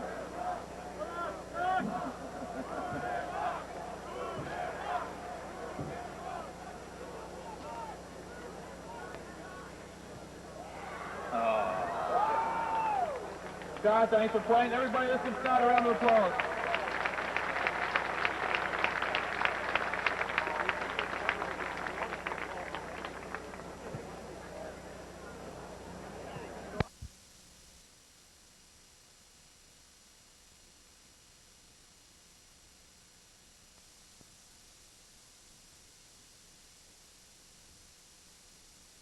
Now comes back left. He's under pressure, fires it way high and over the head of his intended receiver on the far sideline, Sam Matthews, out of the backfield. That was a misfire, and he tried to scamper and threw it under pressure. Bad throw. Now, interesting decision here by Coach Bagnoli. 4th and long, but it's at the Bucknell 28, and their kicking game has been not very good. Their punting game's okay. I think they're going to go for it here on 4th down. Well, they haven't gone for a 4th yet, so this will be their first attempt. Now play clock down to 16. They finally get the play in from the sideline. No huddle for Penn. McDermott shouts out the play with 10 on the play clock. He'll go to the shotgun with Matthews right there next to him on 4th and 8 at the Bison 28. Here comes McDermott under a blitz, fires over the middle, man wide open. It's caught for a first down at the 20. That'll be first and 10. I don't know. Oh, they're spotting him very close. Short. I thought he had it, but he short. came back to the ball on the far sideline, George. It was Castles who caught it. Yeah, and the Penn coaches to our right are going bananas, but I do believe it's short, and that's why the coaches are going bonkers. Remember, that yardstick is a yard off of the field. Right. Bagnoli doesn't think he has it because he doesn't like the spot. And the officials warning Coach Bagnoli right now. So I guess the officials have gotten the ire of both head coaches today. Which means maybe they're doing an okay job. That's a good point. Very good point. They have to stretch the sticks out, and it is going to be first and 10. Bison! Bucknell holds again on 4th down. Let's go to Trevor Rutledge-Leverett. Guys, freshman running back number 39, Josh DeStefano, was taking snaps with Darrell Wilson and Joel Hoffer. I don't know if there's anything wrong with Lovelace. I asked Mark Kepler. He said he was fine. But look for DeStefano to come into the game at some point. He's in right now. And Josh DeStefano is in. So the freshman coming in out of Altoona. Still got a cast on, Doug. This is kind of interesting. Yeah, I don't know if he's a very good blocker and certainly ran well before he broke his bone in his hand. But he's lined up with a cast in his right hand. That's in his three-point stance, the hand he's putting down right now. Wilson under center, 1st and 10 at the 20. It'll be a handoff to DeStefano, and he gets punched down right at the line of scrimmage there. I don't know if the Penn guys are going to reach for that ball, but they may. Lovelace, for his part, had carried the ball 7 times for 29 yards, an average of 4 yards a carry. Not anything to sneeze at, given that you're playing against the vaunted Penn defense here. I think they said that they were having trouble with him picking up the blitz on blocks, but I don't know that for a fact. 2nd down and 10. And Trevor Rutledge-Leverett tells us in Q it is true. 2nd and 10 for the Bison at its own 20, leading 14-9. Here comes the option near side. Wilson cuts it around left end. Here comes the late pitch. Here's Davis up to the 30. He'll have the first down up to the 33 and be wrestled out of bounds at the 35-yard line as Casey Edgar knocks down the running back along with Stefanski. It's 14-9 Bison in the 3rd quarter, 11-12 left. One of the interesting parts about this offense, Doug, is you need a staff of accountants because you had to split that run up between the Darius Wilson yardage and then post pitch to Kenny Davis. He added on the yardage. Hankey on the field. Bucknell, 3 official accepted penalties so far for 25 yards. Coach Landis is saying, where did that flag come? I didn't even see it. Almost like it was passed after the play. Stefanski walks off under his own help and under his own power, and they're saying Stefanski was the guy who was fouled, I guess. There was an illegal block. Yeah, by Cangelosi. At the 10-yard line now, so they stepped it off at the line of scrimmage. Bucknell will have it, but it'll be 2nd and 20. They have to get it to the 31. That was a great play too, George. Well, obviously a first down, first of the second half, moving the ball out of the shadows of your own goalpost, and now you're right back in them. If it was a legit penalty, it's a really hurtful one. If it's an illegitimate penalty, then it's really a bad thing by the official. We have to believe the officials, and so the mistake really hurts. At the 10, 2nd and 20. Bucknell moves right to left this 3rd period. Handoff to DeStefano. He'll get it to the 11 and be wrapped up by the guy who picked off that pass, J.J. Stanton, the nose tackle that gave Penn the opportunity to score their 9th point. It's 14-9 Bison. Yeah, the Bison offense has really got to get it in gear. It's almost as if they've been sitting on this lead, if you will. And it's been a lead for a long time, since pretty early in the 1st quarter when they went up 14-0. Now it's 14-9. Penn's been consistently moving the ball there. They lost it on downs. They've hit uprights, missed field goals, lost it on turnovers. Bucknell's got to get the O in gear. Almost like the Cornell game in some aspects. Here is Darius Wilson back to pass. He's going on 3rd and 15. Just run the ball, and he will gain up to the 18-yard line around right end, and then to Stanton will pull the ball loose, but he was already down. So another punt upcoming, and it'll be great field position for the Quakers. And we should have mentioned Ryan Berry was very good, punting 4 times in the first half for an average of 43.5 yards. Even if he does that here, Doug, with no return, Penn still gets exceptional field position because Bucknell has not been able to move the ball. Carey and Franks steep to receive for the Quakers. They had gone with just Franks a couple of times, but now Berry standing at about his 7-yard line. Bucknell leading 14-9 here in the 3rd period. Good snap. Kick is up. It's not very long. It is high, and it's going to be a fair catch by Carey at his 48, and he almost took off running afterward, but then he thought, ooh, I put my hand up. So great field position for the Quakers at the Pennsylvania 48, trailing 14-9 with just about 9:48 left in this third period. It was about a 35-yarder gross and net no return, and that's not that bad. That's about his net punt average year to date. Again, just to reiterate, Penn, great field position for another run at it. 14-9 Bison. It is 9:48 left here in this third period on a sun-splashed Saturday afternoon, the first day game that the Bison have played in this year. At home. At home, right. Georgetown was a day game last week, but I wasn't there, so I guess it didn't count. Under center, here's McDermott looking left, firing left over the middle. It's caught for a first down at the Bison 41. Castle slid under two defensive backs, AC and Rush, to bring down the first down, and Rush is getting up slowly. He's not even getting up yet. They want to pull him up, but he's now up, and, well, he seems to be walking okay. Seemed just to be a little bit of a day late and a dollar short there. Both Bison defenders, AC and Virgil Rush, got there just a fraction of a second late, and these receivers have really good hands and run good routes. Now 1st and 10 for Penn at the Bison 41.5. Out of the shotgun, McDermott takes the snap, 4-step drop, throws the screen, and it's going to be dragged down by Mayo. Good job as Ambrosi, the backup tailback to Matthews, got the ball on the right flat, but was dragged down at the 42 for a loss of 1. Yeah, Corey Mayo really made them pay there. He had it sniffed out and put it away. In the first half, you remember, I thought Bucknell had the screens very well smelled out, and it seemed like well defended, but somehow couldn't put the recipient down for no or little gain.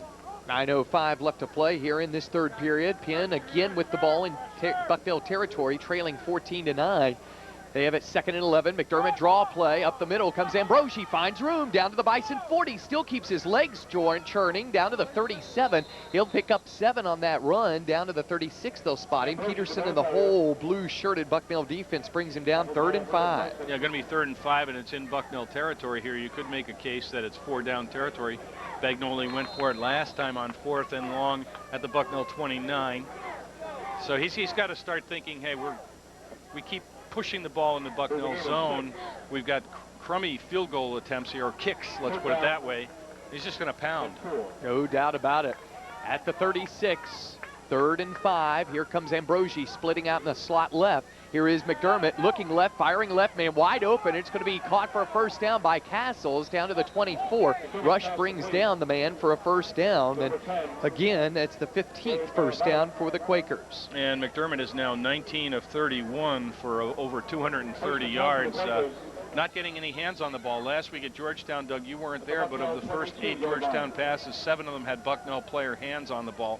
2 almost intercepted. They're throwing like it's very easy to do out there today. Here's a handoff right side. Ambrosi, big hole. He has it down to the 20. Slips past tacklers to the 16. He'll have 5 yards down to about the 15.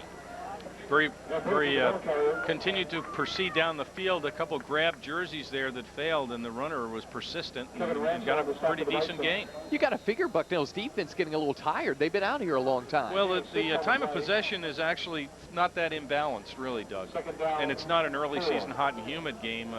They're probably getting tired out by the fact that the mental side of things, Penn is consistently moving the ball. Hand off left side, Ambrosi. He splits out to the 11, down to the 10. He'll have a 1st and goal down to the 9. Dragging would-be tacklers down to the 7, and the Penn fans erupt across the way. Virgil Rush finally brings down back up Ambrosi, and be 1st and goal to go for the Quakers. Well, the young man has an incredible ability to move a swarm, a whole herd of bison that are kind of huddling around him up top. Nobody going low to take the pins out, and he's able to move this huge, powerful pile forward.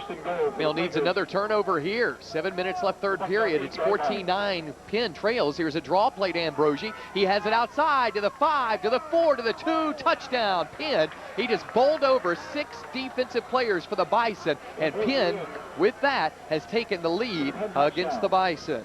First lead for Penn today. It's been clearly coming for a while now with their missed attempts. Bucknell hasn't scored since the first quarter. Frankly, hasn't moved the ball very well since the first quarter. So the game is on now, Doug. Now we're looking at a come-from-behind situation for the Bison. Because of their horrible extra point capability, they're going for 2. And, of course, they also want a 3-point lead if they make it. It's 15-14 Penn right now with 6:53 left. That was a 7-play drive, most of that on the ground. Although key passes sprinkled in. McDermott under center. Ambrosi still in an offset eye along with DeSchmidt. They like him here. Here's a pass. Back to pass. McDermott wide open, and he overthrows Castles, who's 6'3", by about 7 or 8 yards, but he was open in the right corner of the end zone. He sure was, Doug. He didn't even have to loft it. He could have fired the pill at eye level, and it would not have been broken up. So that's going to end up being a 52-yard drive for the Quakers, and they go on top 15-14, eerily similar to last year's game where Bucknell lost 14-13. Well, you know, I really think that Penn has moved the ball a lot better today than they did last year. Each club last year had about 350 yards of total offense. Penn's already got 321 yards of total offense with 7 minutes to go in the third quarter.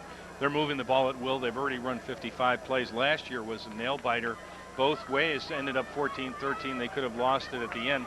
This game, you have the feeling that Bucknell has to start counter-punching. The line of scrimmage is being controlled by Penn on both sides of the ball now. That running back has been able to break the first tackle and get initial right at the goal line there. He just fought his way in. So it's show-up time for the Bison. And you said it too earlier, George, a great crowd here on Parents Weekend, but they've been sitting on their hands. It's traditional. Usually Parents Weekend, we talked about it, you know, the students don't want to go berserk in front of their parents and yell and scream, and the parents don't want to, you know, be that vocal with the kids, and a lot of them leave early, dinner reservations and what have you. So sometimes they can be vocal. They should be vocal. I think homecoming's more a vocal game, but a huge crowd today, just a huge crowd. They've got to get fired up. We've got all the cheerleaders down at one end of the stadium with their hands folded behind their backs. Maybe they could spread out and get the entire crowd up for something. Here's Appel with a watermelon-type kick, and nobody's coming to pick it up, and that's a good thing because it rolls out of bounds at the 20-yard line, actually the 18, so Bucknell will have it if they so choose at the 35. Bucknell facing its first deficit today. They scored 2 quick touchdowns. 6:45 left first quarter on a 66-yard pass from Mike Cangelosi to Nissan Trotter, and then 4:45 after a fumble on the kickoff by Penn, a 4:45 an 8-yard run by Mike Cangelosi, 14-0 Bison. Since that point, Bucknell hadn't really even come close to scoring. No, they've been outscored 15-0 since then, and it could have been more, as we mentioned. 2 missed field goals and a ball that hit the upright, a missed extra point, a missed 2-point conversion. So Bucknell's actually fortunate that it's a 1-point game here. Cangelosi slot left. He's in motion to the right side. It'll be the option that way. Here's David Wilson. Late pitch to Cangelosi. Bobbles it. Has it down the far sideline to the 40 and is run out of bounds at the 41 on kind of a wild play. Stefanski brings down Cangelosi, who has certainly been the one offensive highlight today. That may, in fact, go as a forward pass because he was behind the line of scrimmage, as was Cangelosi, but he pitched it forward. That's a good example. Bucknell got good yardage there, Doug, but the defense completely disrupted the option. That was not, as you would see, the option run to perfection. It was a good judgment by Darris. He was covered, and Cangelosi wasn't, but it was a very late pitch. Kango bobbled it, was able to get a good gain. Bison down by a point, have it 2nd and 4 at its own 41, moving right to left this third period. Here's a pass. Wilson has time, man wide open. It's going to be complete by Davis down the far sideline to the 40. Cuts back against the grain at the 35-11. First down and 10 for the orange and blue at the Penn 30. And Stefanski and Fisher bring him down. Let's go to the field with Trevor Rutledge-Leverts. Guys, the offensive coaches were really getting on the offense, saying in their own words, it's time to grow up and play hard. They felt that the Penn defense was rattling the Bucknell offense. Looks like they're not rattling them anymore. Oh, a great play that time, George. Yeah, also a change at center. It looks like Eric Becker. Oh, no, Hofer's in there. I thought Becker's in at right tackle. So they tried Swanson, and now they're going with Eric Becker at right tackle. At the 30 of Penn, 1st and 10 Bison. It'll be the option. The first option. Here comes the fullback running with the ball. Is Stefano down to the 25 to the 24. He'll have sizable yardage of 6 yards on that first down play. And Stefanski, the free safety, had to come up to stop Stefano. You know, Doug, the prior pass play is when Bucknell's passing game works the best, and that is when it's the element of surprise. They bought the run fake, and no one was on Kenny Davis, and it just was run to perfection. Now you open things up, and the fullback dive is there. Make Penn look for more different things. That's easy to say and tougher to do. Penn is very good. Yes, they are. 5:45 and counting third period. It's 15-14 Penn. Long count by Wilson. Play clock to 5. Here comes the option. Wilson following his blocker to Stefano, the fullback, and he'll have a first down as he punches it off right guard past the 20 down to the Penn 19. That'll be Bucknell's only 10th first down of the day, Doug. They have gone over 225 yards in total offense here towards the with time declining here in the third quarter. Still over 5 minutes to go, but nice little drive here. what you've got to do if you're Bucknell is you got to finish it off. You got to set a goal of at least 3 points from. They're now in the red zone, hopefully 7. Counter punch. They've got a counter punch to Penn big time. After this play, we'll take a station identification. Ball on the right hash mark. Here comes the inside crisscross handoff. Willow Davis finds some room, shucks off a would-be tackler down to the 15 left, 5 or 6 yards down to the 14 before Michael Johns could bring down the transfer from St. Mary's. Let's take 10 seconds for station identification. You're listening to the Bison Sports Network.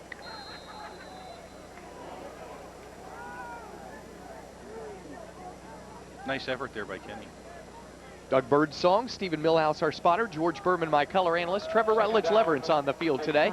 Pick up about 5.5 for Kenny Davis at the 14. Bucknell moving right to left, trailing by a point to Pennsylvania. Here's a long count by Wilson, sends a man in motion, goes option left side. There's a hole to the 10, to the 5, down to the 4. He'll have a first and goal for the orange and blue, down to the Pennsylvania 4-yard line. And again, a free safety making a tackle, Stefanski. And Darris had choices there. He cut it up and took it for a nice gain inside the 5. He also could have pitched it to the trailing slot back.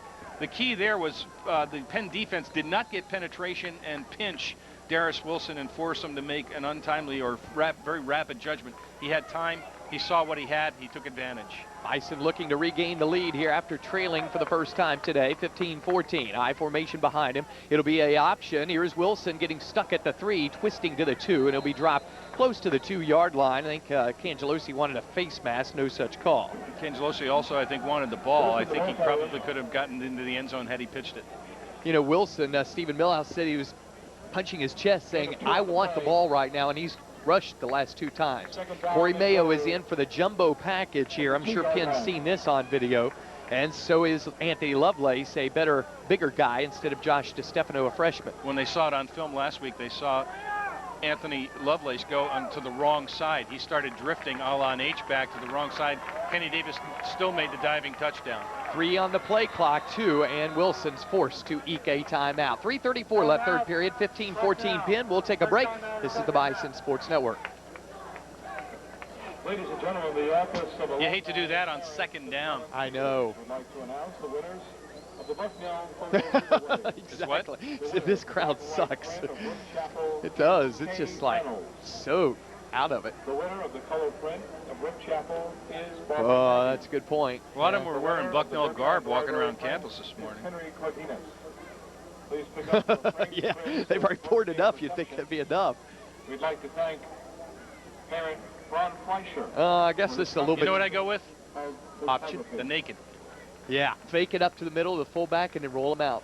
And then pass and have Nutt come out there. Yeah. Give the option. As long as that doesn't give away the naked, but... Yeah. Well, he blocks before. Ladies and gentlemen, we remind you, come out to Circuit Pavilion this Friday evening. You got to think they're looking for Nutt, though. The Bucknell men's and women's basketball squads at midnight. For Midnight Mania, the event featuring... Well, a big play, shall we say, as Bucknell trails 15-14 to the Quakers of Pennsylvania. 2-yard line is where the ball is on second and goal for the Bison. Straight I formation, 3 men in motion. Here comes a handoff. Davis slices to the 2, to the 1. Touchdown, orange and blue, as Davis scores yet again. Kenny Davis, the transfer from St. Mary's, has been a real valuable asset to Bucknell. What with its losses in the last season and a half in the slot back position, really fought hard, good blocking there, but he had to fight to get into the end zone, got it done, as he did last week at Georgetown. Bucknell will go for 2 here, George, leading 20-15. They want to lead by 7 if they can get it. Yeah, this is a weird game in terms of missed regulation extra points, therefore going for 2-point conversions, therefore missing 2-point conversions. Now Bucknell going for 2 to get it back to 7. On the presumption that Penn, if they score again, can make an extra point. Good point. Ian Nutt in, and of course he caught a 2-point conversion earlier against Columbia. It'll be 3 wideouts to the right or wide side. One of those trotter in motion, hard cut to the left. Here's Wilson throwing it. Man is open. It's going to be 2 for the Bison as it was caught by Davis. He gets all 7 or make it 8 points on that drive. Well, there's a case where the guy is so wide open, you just your arm kind of crimps up a little bit and you short arm it. It came up a little short, and Davis fell to his knee, to flat, but was able to catch the ball before it hit the ground. Good play by Bucknell. I like that because they sent Trotter over to the left side on a hard cut, and then Davis came in left to right across to the back of the end zone. Yeah, they've been running some very nice red zone offensive passing plays, whether it's just to get the touchdown or the or the two-point conversion this year. And you know, this was Bucknell's best offensive possession except for the end of the first half, where we know what happened there after the poor kick by Appel, where they got it to 45. Otherwise, Bucknell has started at its 21-20. They did have it at the after the fumble, of course, on the kickoff by Thompson at the Penn 40. Then the 25-29, 20, and then the 35. But all of those were their own fault, Doug, because they didn't move the ball, and so they won the field position battle. The punt. Actually, it was Penn move the ball, and a lot of those were on, you know, kickoff returns and what have you. But if you want to get good starting position, you've got to have good drives, you know, 4 or 5 first downs. You can't have 3 and out, 3 and out, 3 and out. You'll always have your back against the wall. That's right. That was an 8-play drive that time, George. Great answer, 65 yards, and then they get the 2-point conversion after the 1-yard run by Kenny Davis. Absolutely great counter punch. Some scores here. Brown over Fordham 7-3, 6:05 to go in the second quarter. Lehigh 21, Holy Cross nothing, 13 to go, essentially all the second quarter. Princeton still over Colgate 10-7, second quarter. And Lafayette leading Columbia 21-0 second quarter. Wow, we thought Columbia a little bit better. Here's a short kickoff again by Bauer. It's going to be called for a fair catch, and it's taken, well, okay, the guy's knee is down at the 21. The upback actually called the fair catch. That was J.T. Laws, but he didn't get the ball. It went behind him, and then it was caught by the backup, Duval Thompson. He did not call a fair catch, but he put his knee down to get the ball at the 21. Did he, in fact, touch his knee down? I didn't think so, but that's what they said. I thought they went with the fair catch guy. Okay. I don't know what the rule is there. I assume you can't have 10 guys calling for a fair catch and the ball go to the other guy and he runs for a touchdown. So I think the officials, and you can't penalize the guy that caught the ball because he didn't know his teammate had called fair catch. 22-15 Bison, 3:25 left third period. At the 21 now, here comes McDermott out of the shotgun, takes a snap, rolls out to his right, has a low pass caught by Robinson at the 24, struggles to the 26 as Dante Ross holds on down at his hips, and he gets it for a 6-yard pickup. And that makes him, McDermott completing about 2/3 of his passes today now for about almost 240 yards. He just laser locks on his receivers all day. You keep saying that, Doug, but you know what? When you complete 2/3 of passes, the guys are open. Exactly. So I'd laser lock on them too. Because you know they aren't going to miss the ball, and Bucknell playing his own. If the laser locks on them and they're open, throw it. Yeah, and he does. He goes down the middle, man open. This is going to be the backup, and that's going to be Ambrosi. Comes all the way across the field, picks up the first down, came from the right to the left side, ran 25 yards, picked up about 15 as Dante Ross brings him down at the Penn 36-yard line. Very quick. He got the corner on some pretty speedy guys. He beat Virgil Rush to the corner and turned it upfield and got another first down for Penn. That's now their 17th first down. They do trail by a touchdown, 22-15 with 2:44 left. Hopefully Tom Gadd's premonition is right. First 1 to 20 wins. There's a draw play up the middle, and it's going to be Ambrosi. He gets dragged down from behind. Great play by Dorian Peterson from Rahway, New Jersey. He came rocketing through gap protection there. He was right man in the right place. Brought him down basically with one arm and rolled Ambrosia's leg under the other one. One-arm tackle. Bernie's running off the field. I don't know if he's injured. It looks like he's holding his right arm a little weird, and he's got some doohickey on his pinky, but I think he'll be going back in there. Yeah, they're fixing his jersey, but I don't think that was his problem. They'll spot the ball at the 37.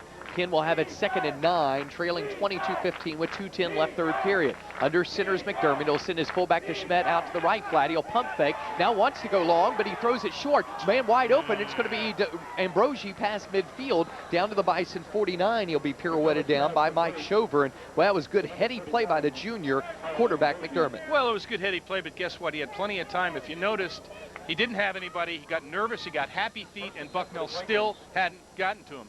You can't let a quarterback back. If you're DB, you can't let a quarterback have that much time. You know, 1,000, 2,000. They know that by 4,000, they should be going down to the ground. When they're not, they can get real creative. And guys can find air pockets and get open. That time Ambrosi did, right in the middle of the field. Came up to be a middle screen. Back to pass Ambrosi on 1st and 10. Throws it in the left flat. And there's a fumble. The ball is still loose and it's recovered. Nope, an incomplete pass as DeSchmidt, the fullback, got hit right as the ball got him. That was David Ulmer, who came out there, has played solid this year, even though he doesn't have a lot of stats, and he separated the ball carrier from the ball, and it was incomplete. How many times do you see that exact play 2 times in the same game? They had that call in the first half. They said the Penn receiver didn't accept the ball, get a foot on the ground. Bucknell recovered. They said no fumble. Same thing here. They said he didn't have it. Sure looked to me like he had it. Crowd got riled up on that one. Minute 31 left. Clock stopped on the incomplete pass. 22-15 Bison. Now it's 2nd and 10 Penn.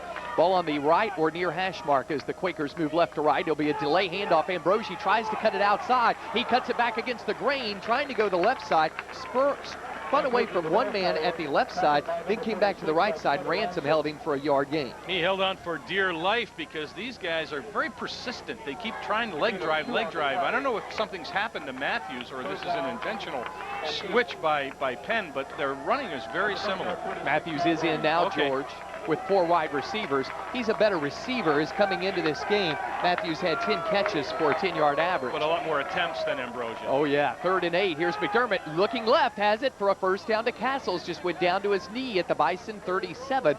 And it'll be 1st and 10 for the Quakers, trailing 22-15 with 50 seconds left, 3rd period. That little look-in slant is there anytime they want it, especially coming from the right side.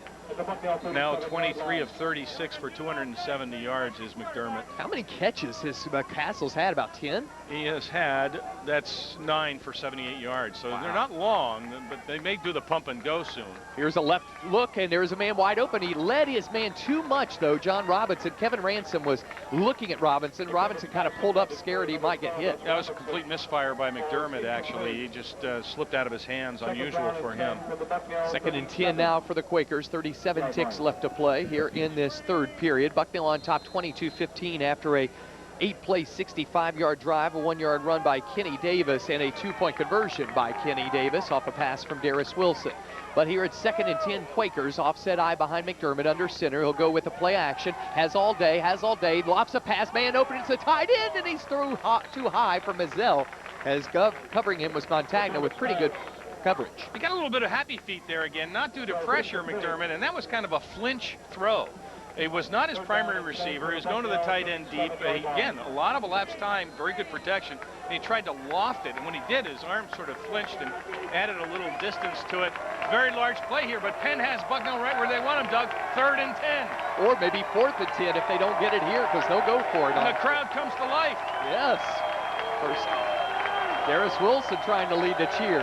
3rd and 10, 30 seconds left, 3rd period, long count. Here is the quarterback. McDermott throws over the middle. It's going to be incomplete. Too high for Castles, who was guarded by Rush. And again, McDermott had time. Jerome Macy closest to the ball, but it looks like a punt coming up for Appel. So good defensive stand, we think, for the Bison. And I think this will be a punt by Penn. There's a whole quarter to go, and you can really pin Bucknell against their goal line here. Dante getting back, probably the old put your heels on the 10-yard line here. I would assume he's going to cough and corner. It looks like near sideline. Yeah, he is angling that way. Josh Appel, who has like 10 kicks inside the 20, and he will angle it for the near sideline, but it's too much steam on it. It goes at the 5, at the 3, and it does go out of, it's going straight towards the goal line, and it took a hop to the near sideline, goes out at the 4. It's wow. just the right steam on it. Yeah, he just got that Back's perfect. against the wall now. The Penner knows what he was doing. He had a side spin on it, and he knew.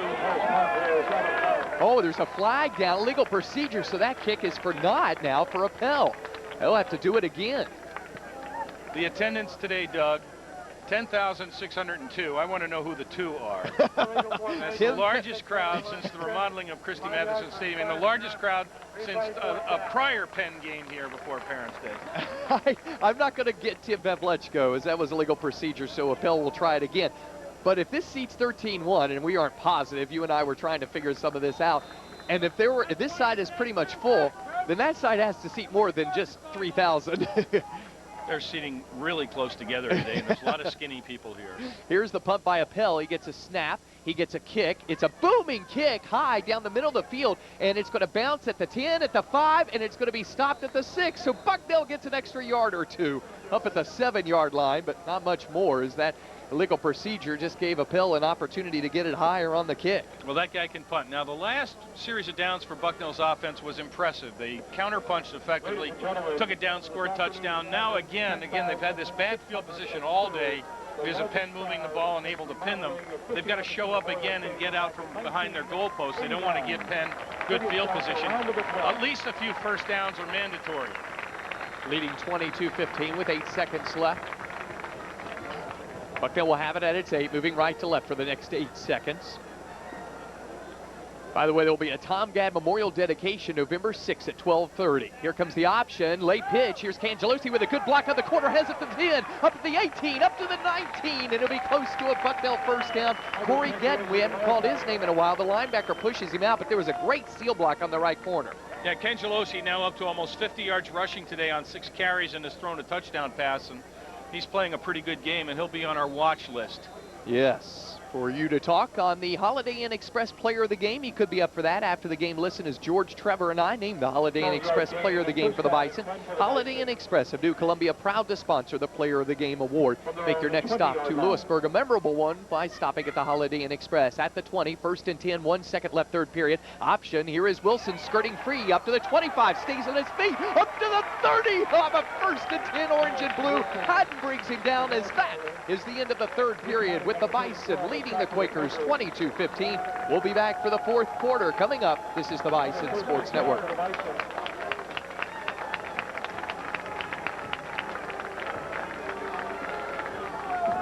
Character time. Yeah.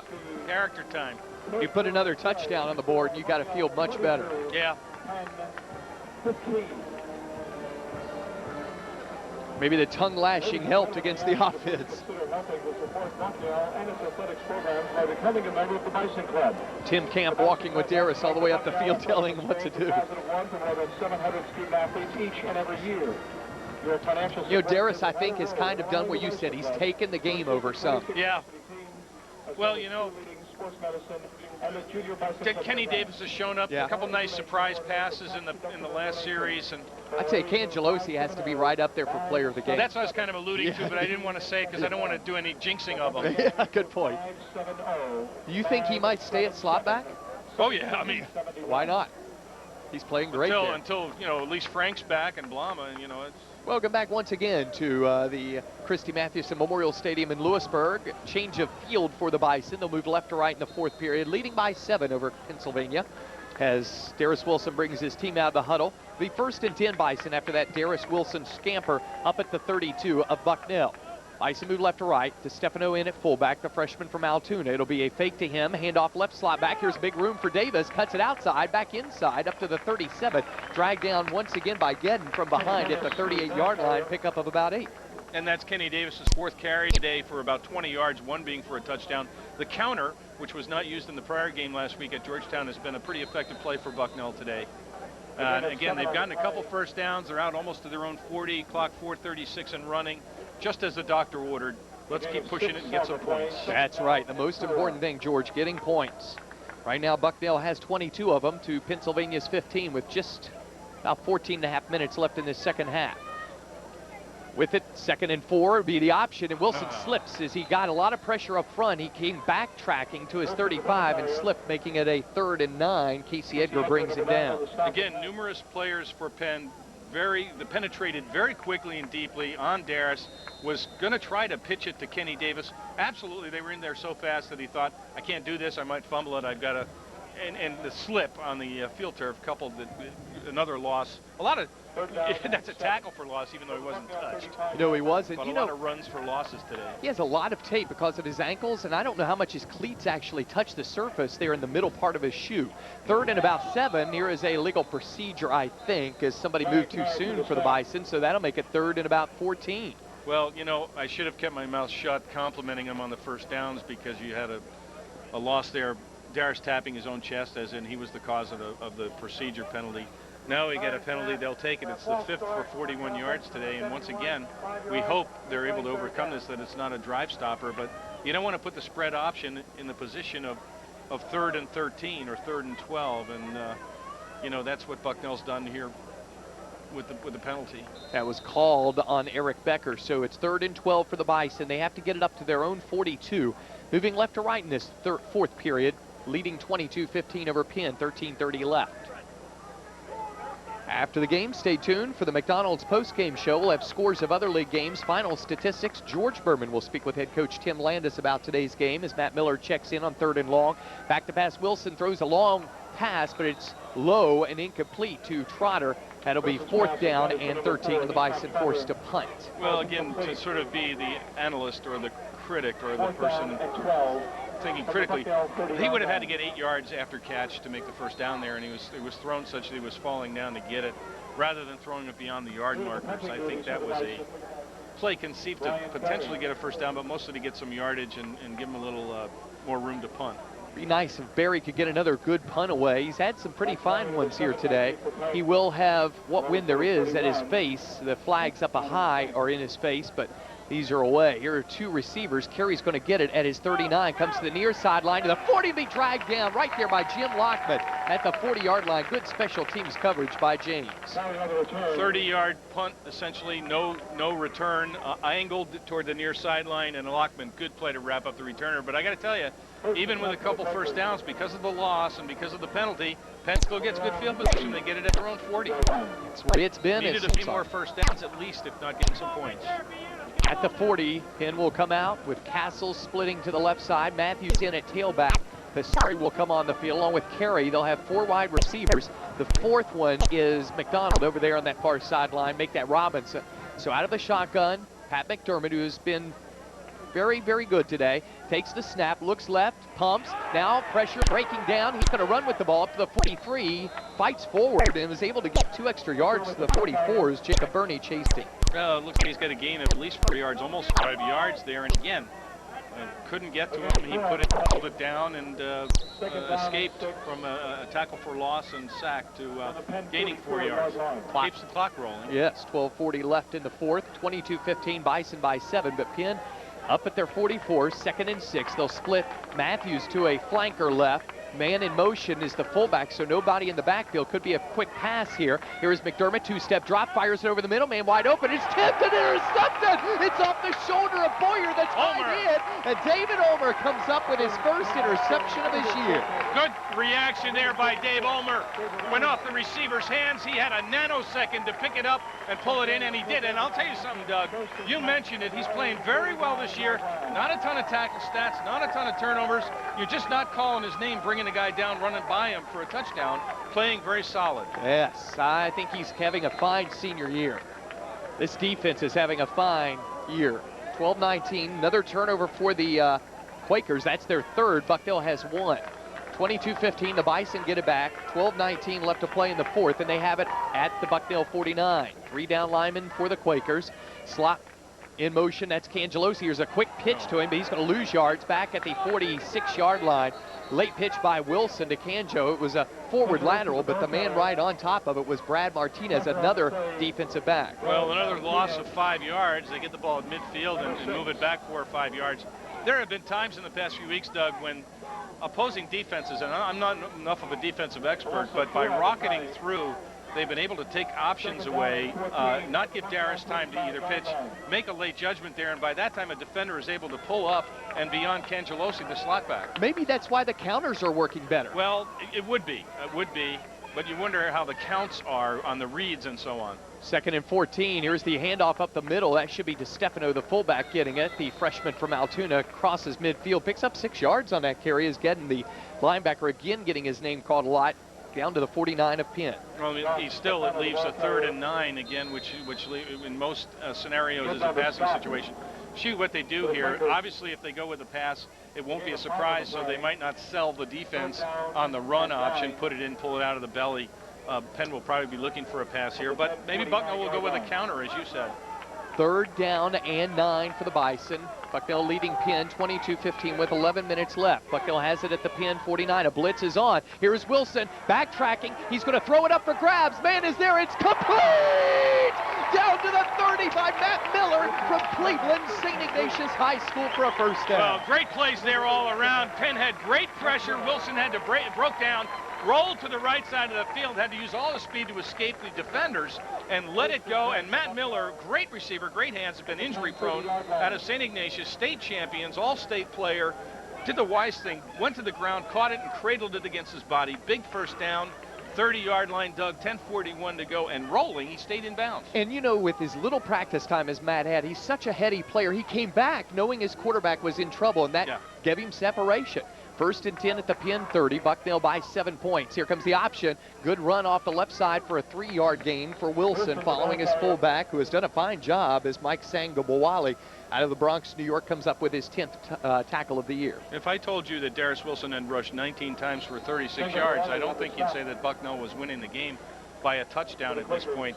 Penn has really done a good job. In fact, Bucknell now actually up to 144 yards rushing on 41 carries, well below its yards per carry, knocking on the door of 300 yards of total offense with 10 minutes to go essentially here in the game.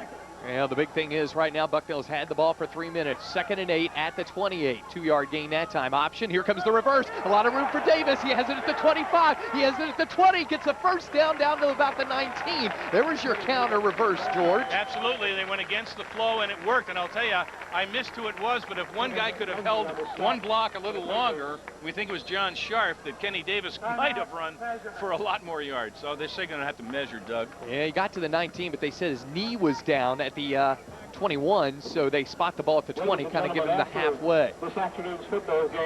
Just want to remind everyone that the Geisinger Medical Center Bison buildup comes before each and every game. Coach Tim Landis will speak about that day's opponent, and George Berman will provide his insight into what Bucknell needs to do on Berman's bullet points. That's all in the Geisinger Medical Center Bison buildup. It is 1st and 10, orange and blue at the Pennsylvania 20-yard line, the 16th first down unofficially for the good guys. We think so. That's right. 9:30 and counting. Bucknell on top of Penn, 22-15. A couple things here, Doug. Take care of the football. Oh, definitely. Stefano in again at fullback. Slot left is Cangelosi. Slot right is Davis, the man who has hauled the baggage today along with the other slot back, Canjo. Here comes a quick run by Darris. He's going to lose 2 yards. They just sit the gap up the middle. That's Brad Martinez, another defensive back coming through that. Seems like the defensive backs have had quickness in there. Defensive backs blitzes, and they're just getting a seam. They're barging right through that seam, that gap, and Darris has no time to react. You know, and you just don't want losses here. You have to start talking about a field goal coming into play. Ryan Bauer's been the place kicker today for Bucknell, not Ryan Korn. Right now it would be about a 40-yarder. But Bucknell's only on 2nd down. Let's not get ahead of ourselves. At the 23, it'll be the reverse. Here comes Davis, gets punched up in the middle, came back.